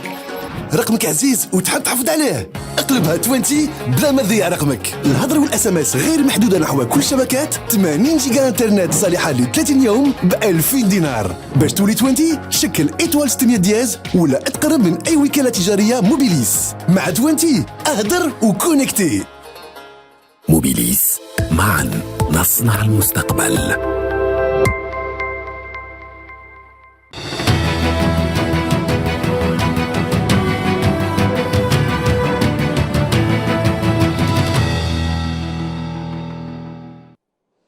Notre couverture spéciale se poursuit. Chérif Driss, je me tourne vers vous à présent. Frapper une représentation diplomatique, c'est en fait finalement balayer d'un revers de la main toutes les lois internationales. Cette entité sioniste en fait ne vaut aucun respect aux lois internationales, ni à l'ONU, ni à toute la scène internationale finalement. Il ne respecte aucune loi. Ils l'ont démontré à plusieurs reprises. C'est-à-dire pour eux, frapper une représentation diplomatique n'est rien par rapport au fait qu'ils ont balayé de revers de main les résolutions des Nations Unies, la dernière résolution du Conseil de sécurité, l'arrêt de la Cour internationale de justice qui a une force obligatoire. Donc ce n'est pas la première fois. Nous avons affaire à une entité qui est très réfractaire à toute idée de droit international. Donc comme cela a été dit par certains de nos invités, c'est qu'une représentation diplomatique, c'est de la souveraineté d'un État. C'est qu'au sens où l'entend la Convention de Vienne sur les relations diplomatiques de 1963, on est dans le territoire d'un État. Donc ils ont frappé un État. Ils démontrent par là que, quelque part, ils ont ce sentiment d'impunité. Donc rien ne peut les retenir tant qu'ils sont soutenus par les Américains, par certains Européens et en catimini par certains pays arabes. Donc ils peuvent tout se permettre. Donc le fait de frapper, comme je l'ai dit, une ambassade, plutôt un consulat d'un autre pays, n'est rien par rapport à ce qui se passe à Raja. C'est-à-dire qu'on est à Raja en face d'un génocide. On est en plus de 34 000 morts. Et c'est une fourchette basse, parce que la fourchette haute parle de plus de 70 000, quelque part. On est en face d'un gouvernement qui ne reconnaît pas, qui fait peu de cas des résolutions des Nations Unies, des appels de certaines organisations régionales, de certaines agences des Nations Unies, de certaines organisations non gouvernementales, qui tirent la sonnette d'alarme sur le désastre humanitaire de ce qui se passe dans ce pays. Donc, cela a été démontré, même l'ambassadeur israélien aux Nations Unies, à un moment donné, il a déchiré je crois que la charte des Nations Unies, il a déchiré devant tout le monde, dans un acte de défiance. Donc, on est en face d'une entité qui vit sur ce qu'on pourrait appeler ce capital de victimisation qui a été entretenu depuis plus de 75 ans. Donc, cet État est bâti sur la souffrance d'un peuple qui a été massacré. Il véhicule l'idée de la Shoah, ce récit d'un peuple victime, une victimisation un sentiment de victimisation qui date des millénaires. Donc, quelque part, ils croient que l'humanité leur doit quelque chose. Mais ce n'est pas pour autant qu'ils doivent se sentir ou se croire tout permis de faire subir la même chose aux Palestiniens, Monsieur Chérif Driss. Bien sûr, c'est-à-dire que du point de vue du droit international, le fait que certains pays occidentaux arrivent à afficher clairement leur mécontentement, leur désagrément par rapport à ce qui se passe, par rapport aux agissements de l'entité sioniste, c'est dire qu'il y a des lignes rouges qui ont été dépassées. À un moment donné, c'est que tout ce qu'on voit depuis quelques mois, la levée de boucliers de la part de l'opinion publique internationale, les manifestations anti-guerre, alors que l'entité sioniste n'est pas capable de lever, si vous voulez, des manifestations, à part quelques manifestations épisodiques en France et certains pays, mais il y a une levée de bouclier de la part de l'opinion publique internationale, il y a un espace public mondial, si vous voulez, qui est pro-palestinien, qui est en train d'émerger, qui est en train de tirer la sonnette d'alarme, à tel enseigne que c'est certains pays alliés et même certains pays en dehors du monde arabe qui sont en train de porter à bras le corps et d'être le porte-voix des souffrances des Palestiniens. Je cite le cas de l'Afrique du Sud, le cas du Chili, le cas du Nicaragua, qui sont en train, la dernière motion posée par le Nicaragua contre l'Allemagne à la Cour internationale de justice, elle est révélatrice. Parce qu'on le rappelle, elle fournit des armes à l'entité sioniste. Tout à fait. C'est-à-dire de complicité. Voilà, elle est révélatrice un petit peu que à un moment, c'est-à-dire qu'on est arrivé à ces pays-là sont arrivés à la conclusion que il y a plus de plafond. Pour cette entité, il n'y a plus de plafond, que les lignes rouges ont été dépassées, le Rubicon a été dépassé. Donc, on est en face d'une entité qui ne respecte pas le droit international. Donc, il y va un petit peu de la crédibilité de certains pays, même si certains pays ne croient pas au droit international. On est ce qu'on appelle dans la politique du double standard. Mais de là que certains alliés disent, finalement, ce pays est devenu un boulet, il risque de nous entraîner avec eux. Donc, est-ce que cela va déboucher sur quelque chose vers une résolution plus ferme de la part du Conseil de sécurité pour courber les chines à cette entité? On attend voir. C'est-à-dire que les jours à venir nous le diront. Les jours à venir nous le diront. Très bien. Eli Hatem, j'espère que votre connexion ne nous fera plus de caprices. L'entité sioniste multirécidiviste commet tous les crimes possibles en toute impunité, maître Eli Hatem. Oui, tout à fait. Si vous le permettez, est-ce que vous m'entendez bien d'abord? Oui. Ah, excellent. Je me permets de rectifier un point qui a été dit par votre invité quand il a dit que le peuple juif a subi un drame lors de la Seconde Guerre mondiale en faisant référence à la Shoah ou à ce qu'ils appellent l'Holocauste. Tout d'abord, il faut rappeler qu'il y a eu donc des massacres ou un génocide à l'encontre de D'abord, il faut dire qu'il n'y a pas de peuple. Il y a des communautés juives. Il y a disparité entre ces différentes communautés et le sionisme est très minoritaire, un très minoritaire jusqu'à la fin de la Seconde Guerre mondiale. Et ça a été exploité par les juifs pour essayer de faire croire qu'il y a un peuple juif. Le judaïsme est une religion. Deuxième élément. Votre connexion, votre mauvaise connexion nous a privé de vos importantes analyses, maître Eli Hatem. Nous sommes désolés. On va devoir je vais devoir me tourner vers Cherif Idriss, bien évidemment. Allez-y, répondez. Ce qu'il dit, c'est que je parle en fait que dans l'imaginaire collectif israélien juif. D'accord. C'est-à-dire dans la conscience collective des Israéliens et des Juifs, c'est de dire que nous sommes un peuple opprimé. Oui. Nous avons fait l'objet d'oppression, de toutes sortes d'atrocités depuis des centaines d'années, des millénaires. Donc la dernière, pour la plus récente, reste la Deuxième Guerre mondiale, ce qu'ils appellent eux la Shoah. Donc cette idée de victimisation, ce sentiment d'être victime qui constitue l'un des référents de l'identité à la fois sociale, culturelle et politique.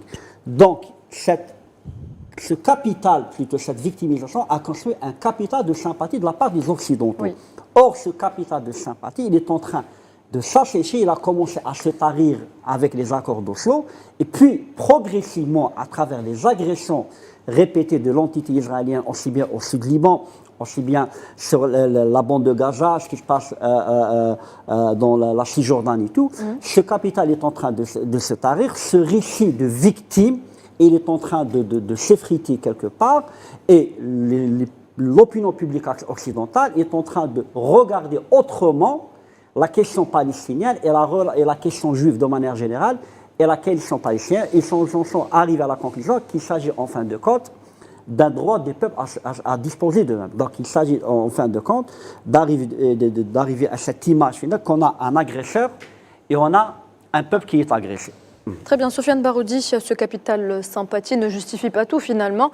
L'entité sioniste est donc multirécidiviste. récidiviste. Elle commet tous les crimes possibles sans être punie finalement par la loi. Déjà, elle viole de manière récurrente les résolutions des Nations Unies, dont la première résolution, celle de 1947, qui prévoyait 2 États, une partition. L'État arabe n'a jamais vu le jour jusqu'à aujourd'hui. D'ailleurs, il y a, à mon avis, si vous voulez, une forme de dysfonctionnement original, si vous voulez, dans l'analyse statologique sur la nature de l'entité sioniste elle-même. C'est-à-dire que là, on est vraiment, on vit une situation de glissement vers une théocratie qui s'assume. Parce qu'il faut rappeler qu'il y a un conflit idéologique très très prégnant. On le voyait avant la situation de conflit de haute intensité qu'on connaît maintenant, notamment par le grand mouvement de contestation de la réforme juridique qui était mené par le groupe qui est actuellement le plus actif, c'est-à-dire le groupe d'intégristes juifs qui tient le gouvernement, qui lui veut poursuivre la politique de colonisation et veut tout simplement,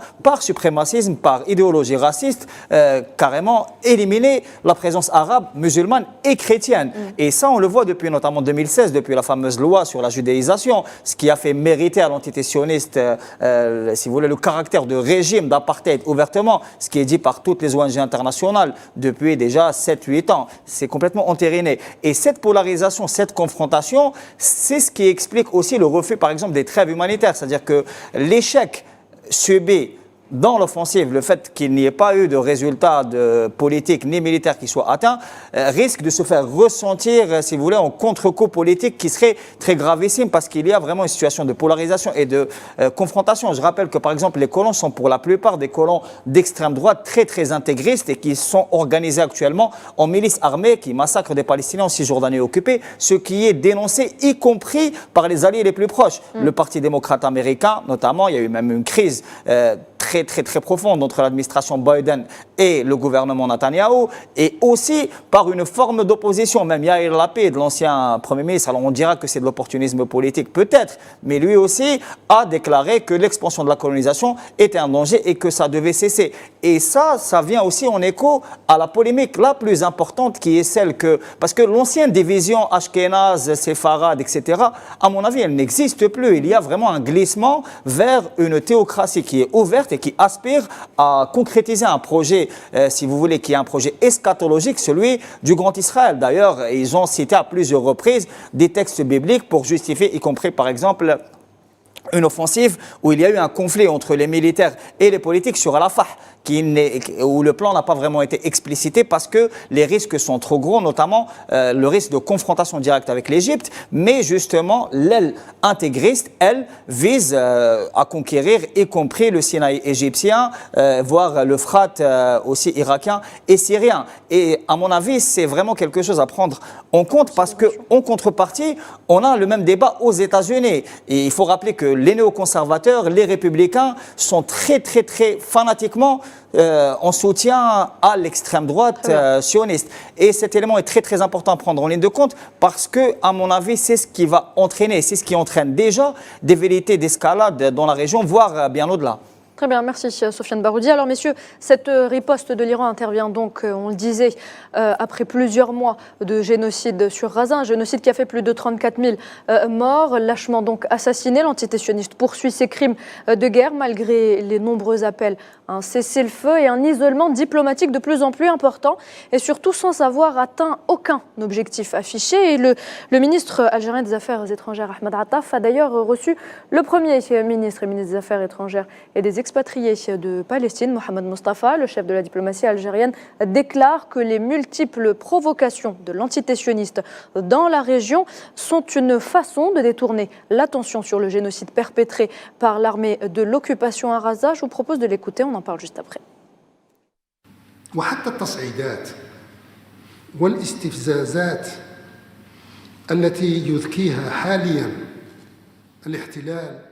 Même les escalades et les provocations actuellement alimentées par l'occupation des colonies israéliennes dans toutes les directions et à plusieurs niveaux visent toutes à détourner l'attention de la question palestinienne, à effacer les faits qui y sont liés et à l'exclure complètement de la liste des priorités du groupe international. وإقصائها كليا من على سلم أولويات المجموعة الدولية. Alors, il s'agit d'une agression de nature criminelle qui n'est plus à présenter pour la communauté internationale. L'entité sioniste tente d'enterrer la question palestinienne selon le chef de la diplomatie algérienne. Regardez. في ظل تواصل العدوان الإسرائيلي الجائر À la lumière de l'agression israélienne injuste et brutale qui continue de viser notre peuple dans les territoires palestiniens occupés, en particulier dans la bande de Gaza. Il s'agit d'une agression dont la nature criminelle et les objectifs apparents et cachés ne sont plus à l'ombre de la communauté internationale. Ils convergent tous vers un seul objectif, celui d'enterrer la cause palestinienne et saper le projet national inhérent qui lui est associé. في هدف واحد ألا وهو تصفية القضية الفلسطينية. Et puisqu'on parle de Palestine, direction Al-Quds, où l'on retrouve Amjad Chihab. Bonsoir. Bonsoir. Merci d'être avec nous. Vous êtes professeur en sciences politiques à l'université d'Al-Quds. Alors Amjad Chihab, quelles ont été les réactions en Palestine après cette riposte de l'Iran sur l'entité sioniste?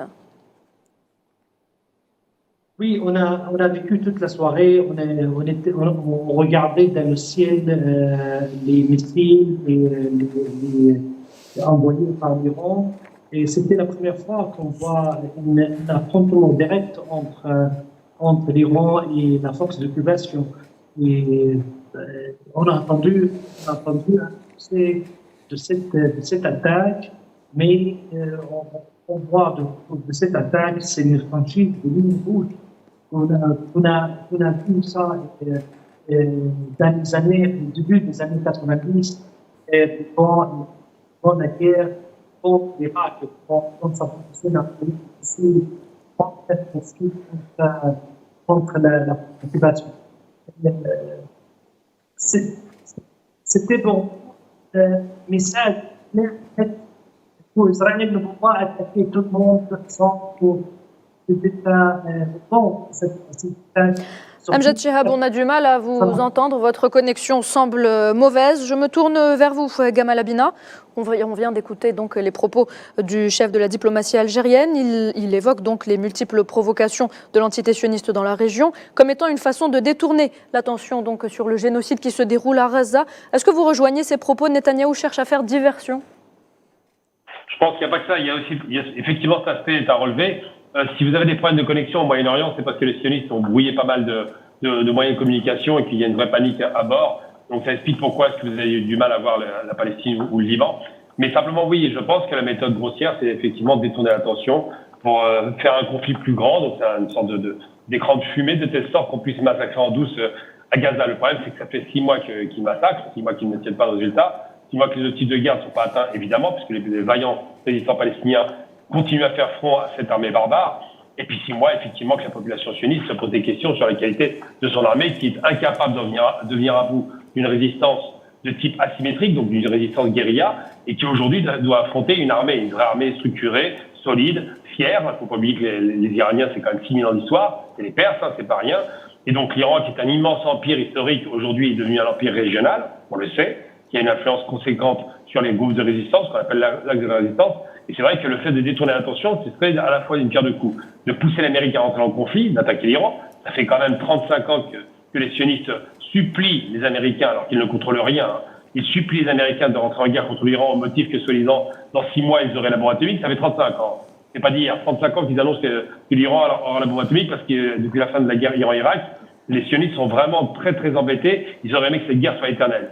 Et ça, c'est la première des choses. Deuxième chose, effectivement, le fait de taper ailleurs, eh bien, ça permet de pouvoir régler ces petits comptes. Je prends un exemple très concret qui va dans le sens de ce qui a été dit par le ministre des Affaires étrangères.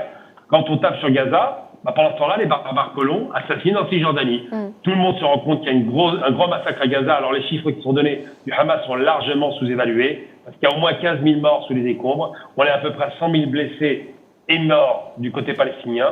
Donc c'est vrai que le niveau de barbarie est important, mais aussi les chiffres donnés par les sionistes sont faux aussi. 600 morts est un chiffre ridicule. En vérité, on estime qu'il y a entre 2 ou 3 000 morts.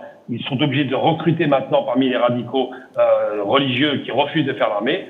C'est vous dire que les difficultés à recruter, parce qu'ils étaient 300 000 sur le terrain, démontrent qu'il y a beaucoup de gens qui sont plus ou sur le terrain qui sont incapables d'y retourner. Donc ça pour dire que oui, effectivement, quand on a tapé sur Gaza, on a oublié la Cisjordanie, il y a eu plus de 300 ou 400 morts, on n'a pas les chiffres. Et si on tape sur l'Iran, on oubliera Gaza. C'est le principe qui est mis en avant. Mais il se trouve qu'effectivement, quoi qu'il arrive, ce pari qui se voulait audacieux est un échec là aussi. On vient d'apprendre ce soir que les sionistes veulent répliquer à l'Iran pour des questions soi-disant d'honneur, parce qu'ils n'ont pas d'honneur, mais bon, il faut croire ça. Mais dans les faits, ils ne pourront pas répliquer, ou si c'est une réplique, elle sera très limitée et elle risque d'avoir un effet d'entraînement qui leur sera très défavorable. Manuel Pouchelet, ne pensez-vous pas que Benyamin Netanyahou aurait tout intérêt à élargir le spectre du conflit au Proche et au Moyen-Orient ? De toute façon, si il est dans cette logique, on va dire belligérante, il risquerait de se faire prendre à son propre piège, Benjamin Netanyahou. Je pense qu'il a pas compris une chose, c'est que le Moyen-Orient d'aujourd'hui n'est pas celui de 1948. Donc forcément, il n'a pas compris que les codes ont changé. On a des puissances régionales qui maintenant se rapprochent, qui dialoguent entre elles et dont l'objectif avoué est de faire quitter l'inertie occidentale initiée par les Européens et les Américains surtout. Donc quelque part, je pense que M. Netanyahou n'a rien compris, on va dire, aux futurs enjeux, y compris pour son pays. Le seul qui avait compris les enjeux, c'était Yitzhak Rabin avant son assassinat, qui avait déclaré « Nous partageons cette terre et nous sommes condamnés à nous entendre ». Bon, il a été assassiné par un extrémiste juif, si vous voulez.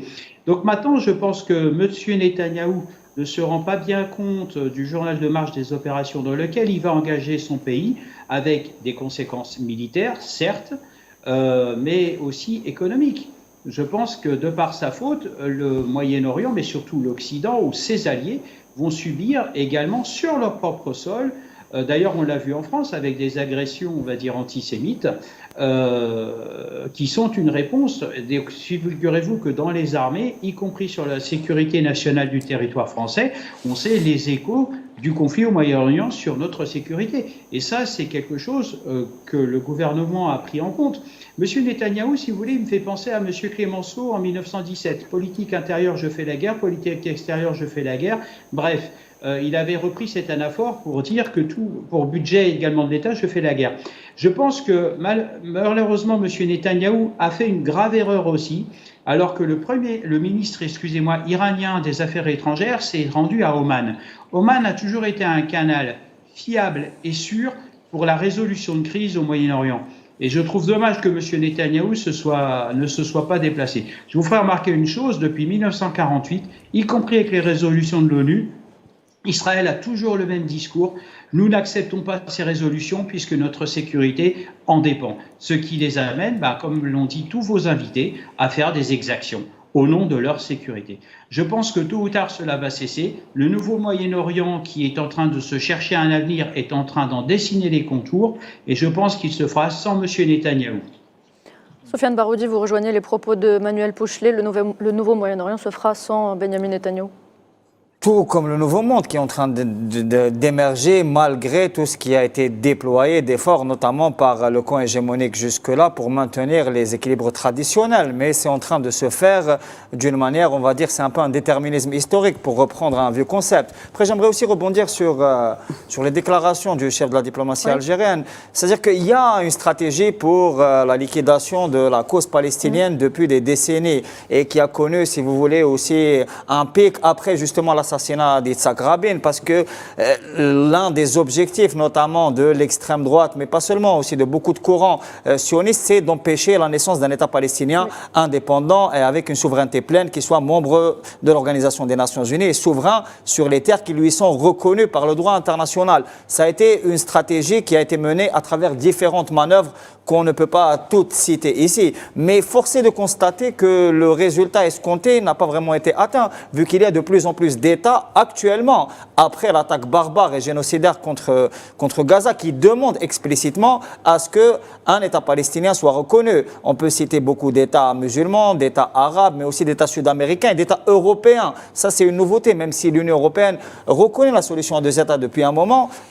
On voit de plus en plus de pays actuellement revendiquer ouvertement, avec l'Algérie à leur tête, bien évidemment, la nécessité de doter la Palestine du statut d'État membre des Nations Unies. Vous me tentez tendez la perche justement, Sofiane Baroudi. Il est primordial aujourd'hui, selon le chef de la diplomatie algérienne, qui le disait donc, Ahmed Attaf, de s'attaquer donc au noyau du conflit. Le président Abdelmadjid Tebboune a d'ailleurs donné des instructions pour que l'adhésion de l'Algérie au Conseil de sécurité en tant que membre non permanent se consacre exclusivement au soutien de la cause palestinienne. Regardez.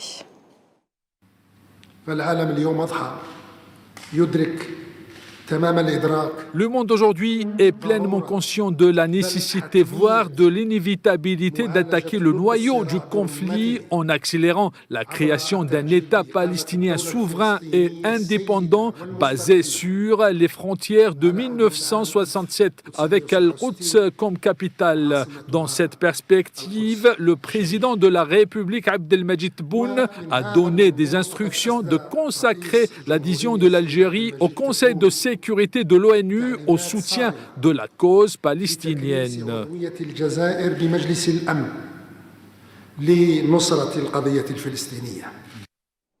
Chérif Driss, voilà, alors je voudrais un petit peu votre avis sur ce que vient de déclarer le chef de la diplomatie algérienne, l'Algérie qui fait donc du soutien à la cause palestinienne son chemin de bataille, son cheval de bataille au niveau du Conseil de sécurité.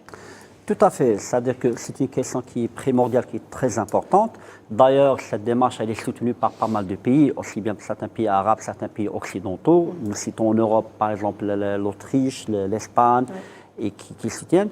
Ça serait une victoire pour les Palestiniens, une défaite pour Netanyahou. Parce que le Premier ministre Netanyahou s'est toujours targué d'être celui qui a liquidé les accords d'Oslo. Oui. Et ça sera lui qui va un petit peu enterrer le projet d'un État palestinien. Donc, ça serait une victoire, un début. Ça ne serait pas une grande victoire dans la mesure où la configuration actuelle, considérant actuellement qu'il y a un dépêchage de tout un territoire, aussi bien la Cisjordanie que la bande de Gaza. Donc, même si les Israéliens maintiennent que ça ne serait pas un État, ça serait un petit peu une entité, un équivalent fonctionnel, mais pour les Palestiniens, ça serait une très grande victoire, ne serait-ce sur le plan de la symbolique. C'est-à-dire que faire échec, notamment à la politique de l'État d'Israël, notamment le gouvernement actuel. Mais j'aimerais sur ce point, vous permettez de revenir sur une question qui est très importante. Parce que parfois, on a tendance à dire que c'est la politique d'un homme qui est le Premier ministre Benjamin Netanyahu. Et il est vrai que, quelque part, pour des considérations politiques, pour des considérations électoralistes, mais aussi pour des considérations personnelles, parce qu'il faut voir que d'un point de vue psychologique, le personnage se considère comme le troisième élément du triangle. Après Herzl, le fondateur du sionisme, Ben Gurion, le fondateur d'État d'Israël, vient lui. Donc lui, d'un point de vue de l'ego, d'un point de vue de la psychologie politique, lui, il se situe un petit peu dans cette partie, un petit peu dans la hiérarchie.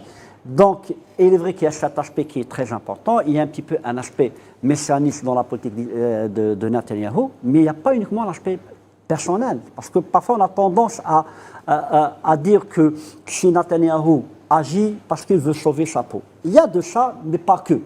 Car il est vrai que beaucoup plaident pour la création d'un État palestinien et que l'Algérie, c'est tout en son honneur, c'est-à-dire de travailler dans ce sens et aller appuyer par certains pays.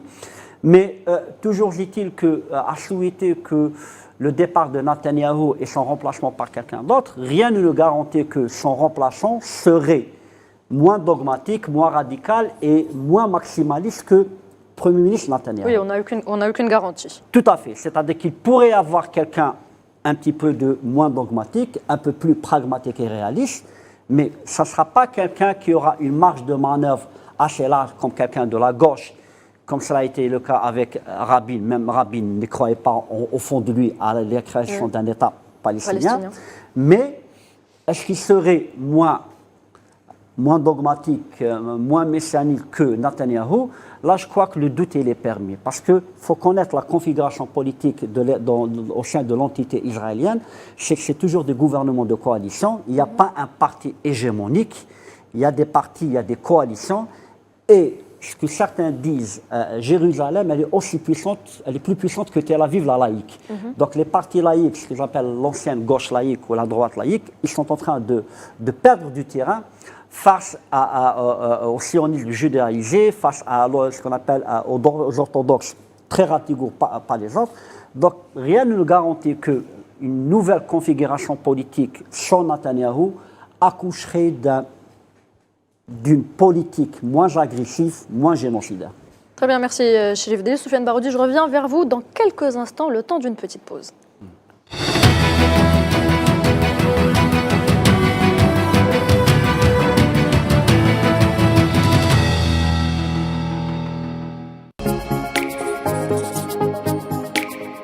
عشرين سنة وهي معايا الصباح وحشية معاها مكونيكتي بزاف وديما رقمك عزيز وتحب تحافظ عليه. اقلبها 20 بلا ما تضيع رقمك. الهضره والاس ام اس غير محدوده نحو كل الشبكات. 80 جيجا انترنت صالحه ل 30 يوم ب 2000 دينار. باش تولي 20 شكل ايتوال 600 دياز ولا اتقرب من اي وكاله تجاريه موبيليس. مع 20 اهدر وكونكتي. موبيليس، معا نصنع المستقبل. انتوما اللي عندكم افكار، انتوما اللي عندكم مشاريع، انتوما اللي تخدموا على روحكم ومن قلبكم. وش كاين؟ كاين جديد اللي يخليكم تنشطوا في اطار قانوني يحميكم ويضمن لكم حقوقكم. مليحه هذه، خليه يكمل. سامحني قاطعتك. لا معليش، اليوم جيناكم بالقانون الجديد للمقاول الذاتي. مقاول ذاتي وش فيها هذه؟ فيها امتيازات كبيرة تخليك تحافظي على الاستقلالية ديالك وتولي عندك بطاقة المقاول الذاتي. اللي كيما انا يخدموا في الدار داخلين فيها. فيها. مارسي نشاطك وين تحبي وبلا ما تكري. وكيفاش نفاكتيريو؟ فيها محاسبة بسيطة وضريبة خفيفة غير 0.5%. 0.5%؟ ولو كان كاش ما يصرى لاسيرونس فيها؟ بيان سور فيها. ورايحة تكون عندك تغطية اجتماعية، بطاقة الشفاء ولا روتريت فيها؟ نحيتها لي من فمي، فيها لا روتريت. هذه مليحة. مي لا بابخاس فيها تاني؟ لا هذه ما فيهاش. كلش يندار في الانترنت، ما تتنقلي ما تكسري راسك، كلش من الدار حتى الخدمة.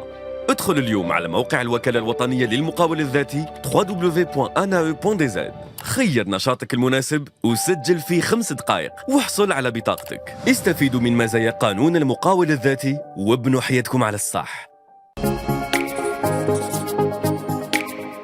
20 سنة وهي معايا الصباح وحشية معاها مكونيكتي بزاف وديما رقمك عزيز وتحب تحافظ عليه. اقلبها 20 بلا ما تضيع رقمك. الهضره والاس ام اس غير محدوده نحو كل الشبكات. 80 جيجا انترنت صالحه ل 30 يوم ب 2000 دينار. باش تولي 20 شكل ايتوال 600 دياز ولا اتقرب من اي وكاله تجاريه موبيليس. مع 20 اهدر وكونكتي. موبيليس، معا نصنع المستقبل.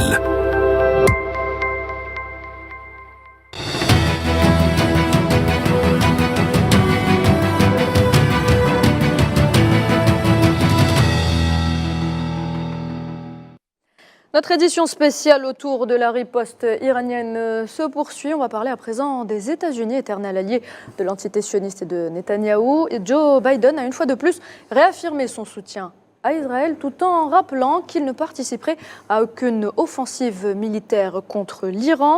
L'administration américaine, qui on le rappelle, a une relation tendue en ce moment avec Netanyahou. Gamal Abina, comment est-ce qu'on peut définir ce soir le rôle des États-Unis dans ce qui se passe à Gaza et les tensions entre l'Iran et l'entité sioniste? Les États-Unis, c'est le protecteur, comme vous l'avez dit, de l'entité sioniste. Ils sont là pour garantir que cette entité ne s'effondre pas. Rappelons-nous que le 6 octobre 1973, lorsque l'Égypte, la Syrie et la Jordanie attaquent les sionistes, c'est l'effondrement en une semaine. Toutes les forces sont enfoncées du nord au sud et du nord-ouest. Par aviation, il y a 250 avions de combat qui sont mis au sol grâce au missile Sunset. Donc les sionistes perdent la bataille, chargent des têtes nucléaires sous la panique, et c'est les États-Unis qui font un pont aérien, en réalité une attaque directe, pour stopper l'avancée arabe et pour en finir avec les chars arabes qui commençaient à traverser le désert, comme la colonne du général Chazli, pour prendre un des héros de la guerre. Et donc, aujourd'hui, les États-Unis garantissent la sécurité de cet État, mais ont du mal avec les dirigeants dogmatiques, obsessionnels, qui sont complètement illuminés par des questions raciales ou religieuses. Et surtout, ils se rendent bien compte que, de toute façon, il ne faut jamais perdre de vue, que depuis 50 ans, les sionistes font la guerre à tout le monde. Alors, il y a eu une guerre, effectivement, en 1973, mais depuis la création de cet État, c'est toujours eux qui ont attaqué. Que ce soit 48, 56 avec le canal de Suez, 67, l'attaque soi-disant préventive ensuite 82 au Liban, 2000 au Liban à nouveau, 2006 au Liban, 2008 à Gaza, 2010, 12, 14, ça n'arrête jamais. Donc des attaques permanentes, obsessionnelles de la part de l'entité sioniste. Les Américains le voient qu'ils ont du mal à gérer ces gens qui sont un peu dogmatiques et illuminés. Et puis surtout, ils se rendent bien compte que c'est pas très rentable finalement de les soutenir, parce que les États arabes les détestent de plus en plus, ils sont moins en moins populaires, parce qu'évidemment, ils soutiennent une cause qui est clairement colonialiste, une cause qui est impérialiste, qui est le bras armé de l'Occident, de façon visible aujourd'hui. Et puis les États-Unis se rendent bien compte aussi que, en termes de marché, ils perdent de l'argent en finançant l'entité sioniste, ils perdent des marchés côté arabe, et ils se rendent bien compte que la popularité est grandissante avec les défaites américaines. N'oublions jamais que les États-Unis, depuis la Seconde Guerre mondiale, ne font qu'essuyer les défaites. Je suis des chiffres rapides. 53 échecs du côté de la guerre de Corée. Ensuite, ils ont un échec au Vietnam. Ensuite, ils ont un échec au Liban, ils sont chassés par l'attente. Ensuite, ils ont un échec en 91 contre l'Irak, parce que finalement, ils vont pas au sol. 2003, ils envahissent l'Irak, mais ils finissent par partir en échec un peu plus de 10 ans plus tard. Et puis l'Afghanistan, ce sont des va-nu-pieds qui réussissent à les vaincre. Donc ils savent très bien le risque de s'engager aux côtés des sionistes pour attaquer l'Iran. Ils n'iront pas attaquer l'Iran parce qu'ils en ont peur. Et les sionistes qui rêvent de cela, qui sont dogmatiques, poussent encore à la faute, mais finalement se retrouvent bien isolés sur ce schéma. Donc il ne faut pas perdre de vue que les États-Unis alimentent la guerre, garantissent le soutien logistique, militaire, alimentent en missiles, mais ne prennent pas le risque d'envoyer leurs propres troupes parce qu'ils se savent en danger. Et puis de l'autre côté, que l'émission parlait de l'Iran, l'Iran a prévenu les États-Unis, si vous nous attaquez, nous ferons comme en 2003, nous allons activer, à l'époque c'était Moqtada Assad avec la milice du Mahdi, nous allons activer nos soutiens contre vos intérêts. Donc vous êtes en risque, vous êtes otages de nos missiles aussi. Ne jouez pas la carte du pari de l'escalade aux côtés des sionistes. Les sionistes sont seuls dans cette histoire. Alors les États-Unis les soutiennent financièrement, militairement, ils alimentent en armes, mais ils n'enverront pas un seul GI n'ira pas mourir pour les sionistes parce qu'ils savent très bien le danger qu'il y a. Et puis j'ai envie de dire en bout de course, ce Netanyahou qui est un illuminé arrogant et prétentieux, qui est clairement un imbécile parce qu'il ne se rend pas compte de l'histoire, ce Netanyahou qui n'est pas aimé par les Occidentaux parce qu'il n'est pas gérable, eh bien, ils vont le laisser commettre des fautes parce qu'ils vont le laisser comme en 2006 au Liban, se retrouver dans un échec. C'était pas lui qui se commande, mais l'État sioniste se retrouvera en échec. Et ça a été dit par Sofiane Baroudi sur le plateau. Et c'est vrai, et il faut le dire et le rappeler, le système sioniste, ça n'est pas un homme, ce n'est pas Netanyahou. Le système sioniste, c'est une idéologie suprématiste blanche, occidentale, khazare. Et ce système-là ne supporte pas que des sous-hommes ou des animaux humains, comme ils disent, leur fassent front. Donc la question qui se pose aujourd'hui, c'est jusqu'à où ira ce système, jusqu'à quand il sera mis en échec. Et le jour où il y aura une offensive violente et guerrière, à ce moment-là, peut-être qu'ils vont entendre raison, mais pas avant. La preuve, en 73, ils perdent la guerre devant l'Égypte, et ils rendent le Sinaï parce que la force est imposée à eux. Très bien, Sofiane Baroudi, donc je me tourne vers vous une fois de plus. L'Iran a conseillé aux partisans du régime d'occupation de cesser de le soutenir aveuglément. Il n'y a pas que l'Iran qui a conseillé cela. Je rappelle que, par exemple, pour le cas des États-Unis, l'offensive génocidaire sioniste sur Gaza est conditionnée par l'appui logistique et en armement américain. Et le Conseil des droits de l'homme des Nations Unies a appelé à arrêter de fournir des armes pour que le régime d'occupation sioniste continue de perpétrer ouvertement des crimes de guerre et des crimes de lèse-humanité. Et donc il y a vraiment une mobilisation internationale très importante autour de cet axe-là, du soutien qui a été apporté notamment en matière d'armement. Parce qu'il faut rappeler que le régime d'occupation israélien n'a pas les moyens, si vous voulez, en termes d'armement et en termes logistiques, notamment par exemple pour réapprovisionner les patriotes, ou ce qu'il appelle le dôme de fer. Ça a été rappelé par un de nos invités. Juste la nuit d'hier, il y a eu à peu près $1 milliard de pertes. Et le système, ce qu'on appelle le bouclier de David ou alors le système d'homme de fer a besoin d'être sans cesse, si vous voulez, réarmé par un appui américain. Et donc l'attitude américaine, elle est aussi un peu compliquée ou alors on va dire qu'elle est un peu incohérente. C'est-à-dire que d'un côté, on a une crise entre le gouvernement d'extrême droite et le Parti démocrate américain, dirigé par Joe Biden, qui doit, dans une année électorale, ménager une partie de son électorat, notamment une partie qui s'est révélée très, très, très solidaire avec la Palestine. Et là, je pense notamment à la gauche du Parti démocrate, à tous les militants autour du sénateur Bernie Sanders, à des collectifs qui prennent de plus en plus d'ampleur, comme Black Lives Matter, par exemple. D'ailleurs, le représentant de l'Algérie aux Nations Unies a lui parlé de Palestinian Lives Matter, c'est-à-dire les vies palestiniennes sont importantes, pour reprendre le slogan des Afro-Américains qui luttent pour la reconnaissance, justement, de l'importance des vies américaines et qui sont, si vous voulez, des soutiens très très importants du Parti démocrate, notamment dans une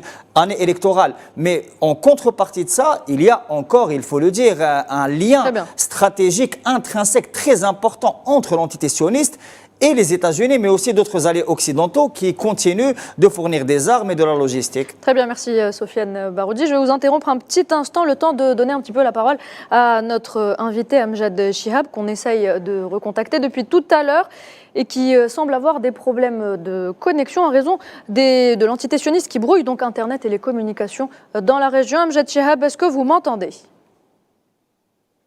Très bien, je vous attends très bien.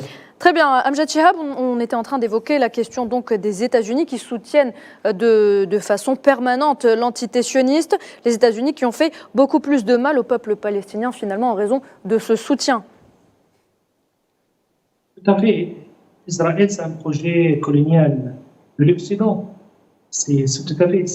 Il y a un lien stratégique, il y a des intérêts militaires, économiques, politiques, de la continuité, de protéger Israël.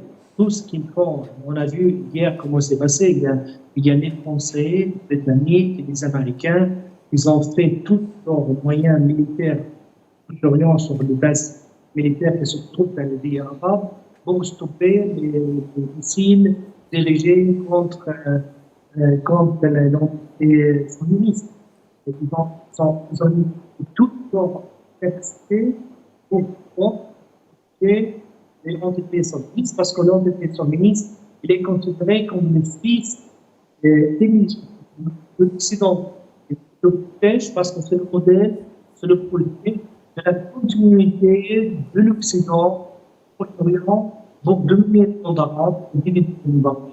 Et donc, pour cet État, il faut avoir une supériorité militaire sur les Arabes, supériorité économique et technique par tous les domaines. Je vais devoir reprendre la parole à Amjad Chihab. La connexion est toujours aussi mauvaise. On rappelle donc que c'est l'entité sioniste qui brouille Internet et toutes les communications dans votre région. C'était le même cas avec Maître Eli Hatem. Donc voilà. Donald Trump, on s'excuse donc pour ce désagrément. Donald Trump a réagi donc à son tour après Joe Biden. Et pour le candidat républicain, l'éternel ennemi politique de Joe Biden, cela prouve tout simplement la faiblesse des États-Unis sous la gouvernance du démocrate Joe Biden. Regardez.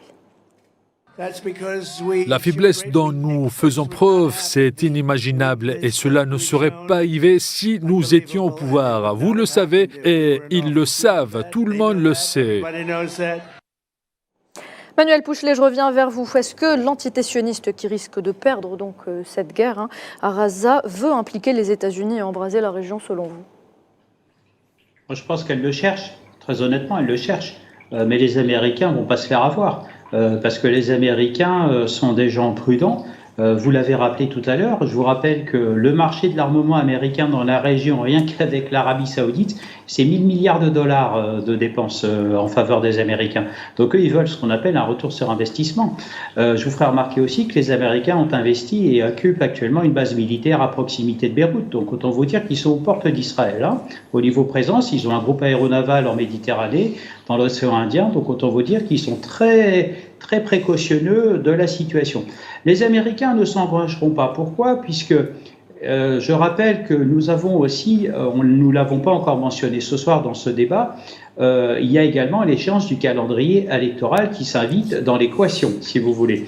Et M. Biden va être obligé auprès de ses souteneurs, y compris de la population américaine, puisque je vous ferai remarquer que cette actualité du Moyen-Orient occulte complètement la politique intérieure des États-Unis, mais répondre aussi aux besoins des citoyens américains qui en ce moment connaissent aussi des difficultés, comme dans tout l'Occident de manière générale. De toute façon, les États-Unis ne s'engageront pas pour la cause, on va dire, des sionistes ou pour la cause d'Israël, parce qu'ils sont prudents, ils savent pertinemment et ils connaissent, et ils ont appris à connaître d'ailleurs, la réversibilité permanente et la volatilité de la région qu'est le Moyen-Orient, où justement, ils sont aussi de manière, je vous l'ai dit tout à l'heure, impliqués notamment sur certains dossiers où ils dialoguent avec les Iraniens. Donc je ne pense pas que face, on va dire, à la folie complètement démesurée et la volonté de M. Netanyahou qui est complètement inacceptable est souvent dénoncée et malheureusement on n'arrive pas à... Je ne suis pas sûr que même les Américains arrivent à l'arrêter, si vous voulez. Donc une chose est sûre, les Américains ne prendront pas le parti de s'engager militairement pour avoir un nouveau chaos, parce que vous avez aussi un autre dossier qui, pour l'instant, on occulte l'actualité, c'est le dossier de Taïwan. Et les Américains sont aussi orientés sur Taïwan et le Pacifique. Ils ne pourront pas mener, comme en 1944, deux fronts, c'est-à-dire et dans le Pacifique et au Moyen-Orient, ou alors à l'époque de la guerre, c'était en Europe. Ils ne seront pas capables. Pourquoi ? Parce que l'opinion publique américaine ne suivra pas forcément. Et aussi, on a un président Biden qui, je vous le rappelle, n'est ni plus ni moins que le prolongement de la politique de Barack Obama qui s'épuise et on arrive à la fin. C'est pour ça que M. Donald Trump, on va dire, malgré son côté tonitruant, je pense, a peut-être une nouvelle approche et des solutions. Mais pour l'instant, force est de constater qu'entre une administration démocrate et républicaine, sur le suivi de certains dossiers, il y a une forme de continuité. Je pense que les États-Unis arrivent aussi à un tournant et un nouveau regard sur la région qu'est le Moyen-Orient. Bien que représentant, si vous voulez, de nouveaux marchés, les Américains tentent aussi, et d'ailleurs, ils essayent de quitter la région au profit de la Chine. Mais pour l'instant, M. Xi Jinping est occupé et retenu, on va dire, sur son territoire pour d'autres dossiers tout aussi préoccupants, notamment une crise économique qui ne dit pas son nom. Mais de toute façon, les Américains, on va dire, font tout et leur contraire. Ils ont annoncé vouloir se retirer du Moyen-Orient et finalement, par la force des choses, ils sont restés. Donc maintenant, quelque part, est-ce que les Américains, avec le dossier israélien, ne risquent pas à leur tour d'être confrontés à leurs propres contradictions, et je ne pense pas que ce soit un risque au niveau de la Maison-Blanche. Ils sont encore suffisamment sous-pesés, mais risque il y a, et de toute façon, les élections arrivant, je pense qu'il y aura une période de flottement, sur la période de l'été prochain, avec une relance des débats qui va s'accélérer autour de octobre-novembre. On va demander à l'administration de M. Biden de s'expliquer et éventuellement d'interroger le contradicteur qui est M. Trump pour voir quel est ce projet par rapport à cette région. Mais je ne pense pas que les Américains, de toute façon, iront plus loin. Déjà, assurer le soutien logistique d'Israël est quelque chose d'énorme. Je rappelle que le général Eisenhower avait dit en 1944 « Sans les logisticiens, je ne peux pas conduire d'opération ».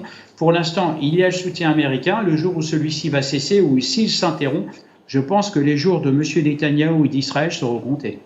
Sofiane Baroudi, vous rejoignez les propos d'Emmanuel Pouchelet qui dit que les Américains risquent d'être confrontés à leurs propres contradictions. Moi, je pense qu'ils le sont déjà actuellement. Et il faut rappeler que aussi l'année électorale se déroule dans une conjoncture déjà en interne assez inédite. Déjà demain, il y aura l'ancien président Donald Trump qui va comparaître au pénal, ce qui est une première dans l'histoire des États-Unis. Et il y a aussi une crise institutionnelle assez profonde. Il ne faut pas oublier aussi les accusations très graves des dernières élections autour des fraudes, ce qui met aussi une atmosphère assez particulière pour cette joute électorale. Il y a aussi la crise au Texas autour de la question migratoire et une confrontation ouverte entre des sénateurs républicains et l'administration centrale démocrate. Et même sur la question du Moyen-Orient ou sur l'Ukraine, il n'y a pas vraiment de consensus, il y a même des confrontations ouvertes. Je rappelle que par exemple l'aide conditionnée à l'Ukraine est toujours bloquée parce qu'il y a des mésententes. Sur la question du Moyen-Orient, il y a, si vous voulez, un enjeu important, non seulement pour les élections, mais aussi à mon avis d'ordre stratégique. C'est-à-dire que c'est connu que, si vous voulez, l'entité sioniste représente une tour stratégique pour les intérêts américains au Moyen-Orient. Mais une escalade serait très préjudiciable pour les intérêts américains, justement, au Moyen-Orient. M. Pouchelet a parlé, par exemple, du lobby militaro-industriel, mais il y a aussi la question pétrolière. C'est-à-dire que si on va vers éventuellement une escalade dans les prochains jours, il va y avoir une flambée des prix du baril de pétrole et aussi, par conséquent, des prix de l'essence qui font déjà couler beaucoup d'encre et provoquent beaucoup de mouvements de colère en Occident, en Europe. On a vu le mouvement des agriculteurs ou alors des inquiétudes par rapport à ça. Et aux États-Unis, ça fait partie des facteurs prégnants de l'électorat américain, l'économie et notamment le prix de l'essence. Et donc, je pense qu'il y a beaucoup de facteurs qu'il va falloir examiner de très près. Il y a aussi un autre aspect, c'est que Joe Biden, lui, est confronté à une pression à sa gauche de la part d'un mouvement déjà pacifiste qu'on voit ressurgir. C'est le mouvement historique qui a lutté pour la paix au Vietnam. Et il y a aussi une pression à sa droite qu'il doit aussi contenir ou alors à laquelle il doit répondre, c'est celle des néoconservateurs et du lobby sioniste qui est un faiseur de roi aux États-Unis, il faut aussi le rappeler. Et donc il faudra trouver un équilibre entre tout ça et ça va être compliqué à mon avis. Chérif Idriss, tout ce qui se passe au Moyen-Orient, à Gaza, tout ça va s'inviter justement lors de l'élection présidentielle aux États-Unis. De manière générale, la politique étrangère n'est pas un thème mobilisateur dans la campagne électorale. Tous les présidents essaient de l'éviter. Je crois que... Mais l'actualité fait que... Oui, l'actualité fait qu'actuellement, la politique étrangère s'invite, elle s'impose dans le débat politique interne et dans la pré-campagne, notamment dans les primaires, aussi bien républicains, les démocrates, je parle des primaires. Mais à mon sens, ce qui se profile comme scénario pour l'administration Biden, l'intérêt est que cette guerre se termine, cette agression se termine. D'accord. Plus tôt elle se terminera et mieux ça sera pour l'administration Biden, dans la mesure où cela permettrait un petit peu de calmer les dissensions en interne avec les progressistes et là la crainte de l'émergence d'un lobby pro-palestinien qui ferait contrepoids, je dirais pour toute proportion gardée, bien entendu, au lobby pro-sioniste.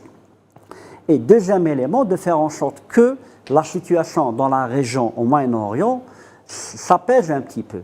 Comme je l'ai dit tout à l'heure, c'est que le risque d'escalade me paraît peu probable, parce que les Américains, une escalade, une guerre ouverte n'est pas dans leur intérêt.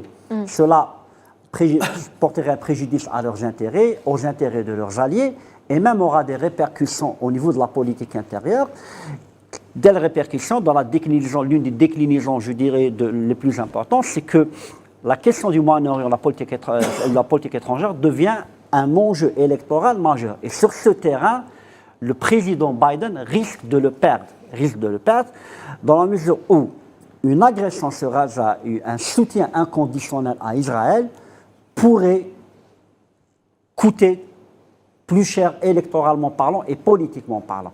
Donc, à mon sens, ce qui me paraît plus probable dans les mois à venir, c'est que l'administration américaine cherchera à faire plus de pression sur son allié israélien, d'essayer de trouver des solutions et voire même d'encourager des élections anticipées en Israël de façon à ce qu'il y ait un gouvernement moins va-t-en-guerre que le gouvernement actuel, d'arriver dans une sorte de solution d'arrangement et peut-être de contenter un petit peu les Palestiniens, parce que jusqu'à présent, et de parler un petit peu, si vous voulez, de l'après-Gaza, de sortir du tactique, d'aller vers le stratégique. Cette option permettrait un petit peu de desserrer les taux au niveau régional, de calmer un petit peu les tensions et de desserrer les taux sur l'administration Biden qui est tiraillée entre le soutien à Israël et un front interne qui risque un petit peu au niveau démocrate de s'animer davantage. Je dirais même que actuellement l'une des préoccupations en termes de politique intérieure, elle reste l'économie avec une inflation qui augmente. Et là, les Américains sont moins portés pour les questions de politique internationale.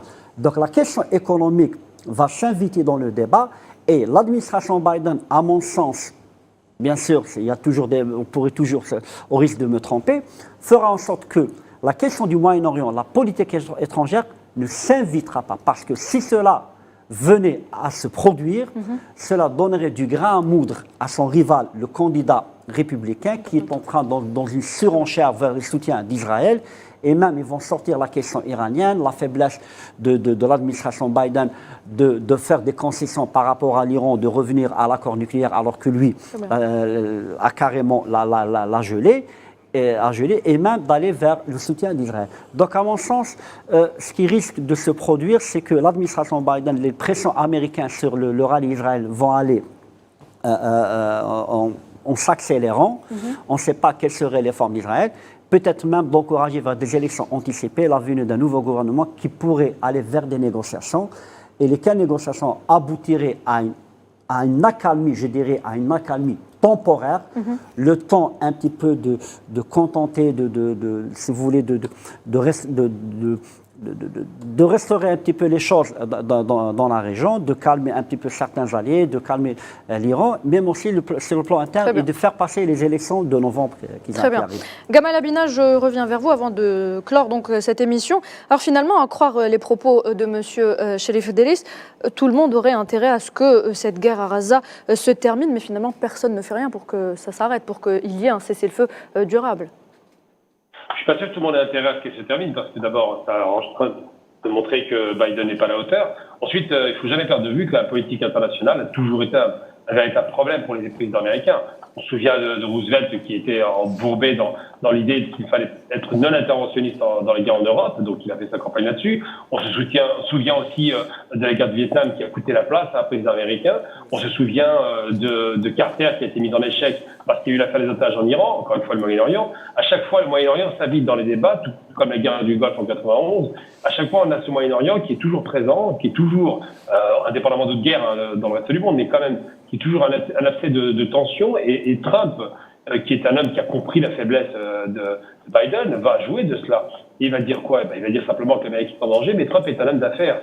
C'est la rentabilité qui l'intéresse. Je rappelle qu'il a tenté à tout va d'acheter la paix. Il a négocié auprès des États arabes pour qu'ils fassent la paix, moyennant des petits cadeaux. Vous sortez du statut terroriste, ou alors on vous donne la reconnaissance du Sahara occidental, ou encore une fois, tout un tas comme ça de petits accords américano-arabes pour obtenir la paix. Donc c'est des achats, c'est de la négociation de marchands de tapis, mais dans les faits, la guerre profite à Trump, à plein régime.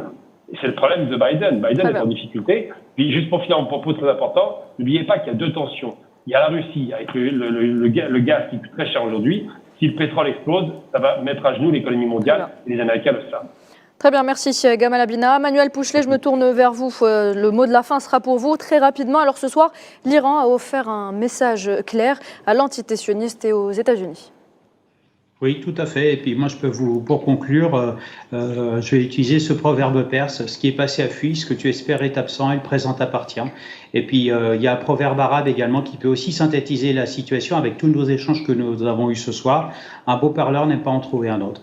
Voilà, c'est un petit peu la synthèse de la situation actuelle entre l'Iran, Israël et puis bien sûr les États-Unis et pourquoi pas l'Europe.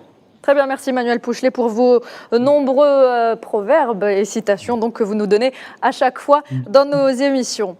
Merci à vous tous, messieurs, d'avoir répondu présents ce soir. On arrive à la fin de cette couverture spéciale. Merci à vous, Cherif Delis. Merci d'avoir dit oui ce soir. Merci Sofiane Baroudi d'avoir été avec nous. Gamal Abina, Manuel Pouchelet, je vous remercie également. Et puis, une petite pensée à Amjad Chehab et à Maître Eli Hatem qui n'ont pas pu être avec nous durant toute l'émission en raison donc du brouillage de la communication par l'entité sioniste. Madame, monsieur, merci d'avoir été avec nous. Très bonne soirée.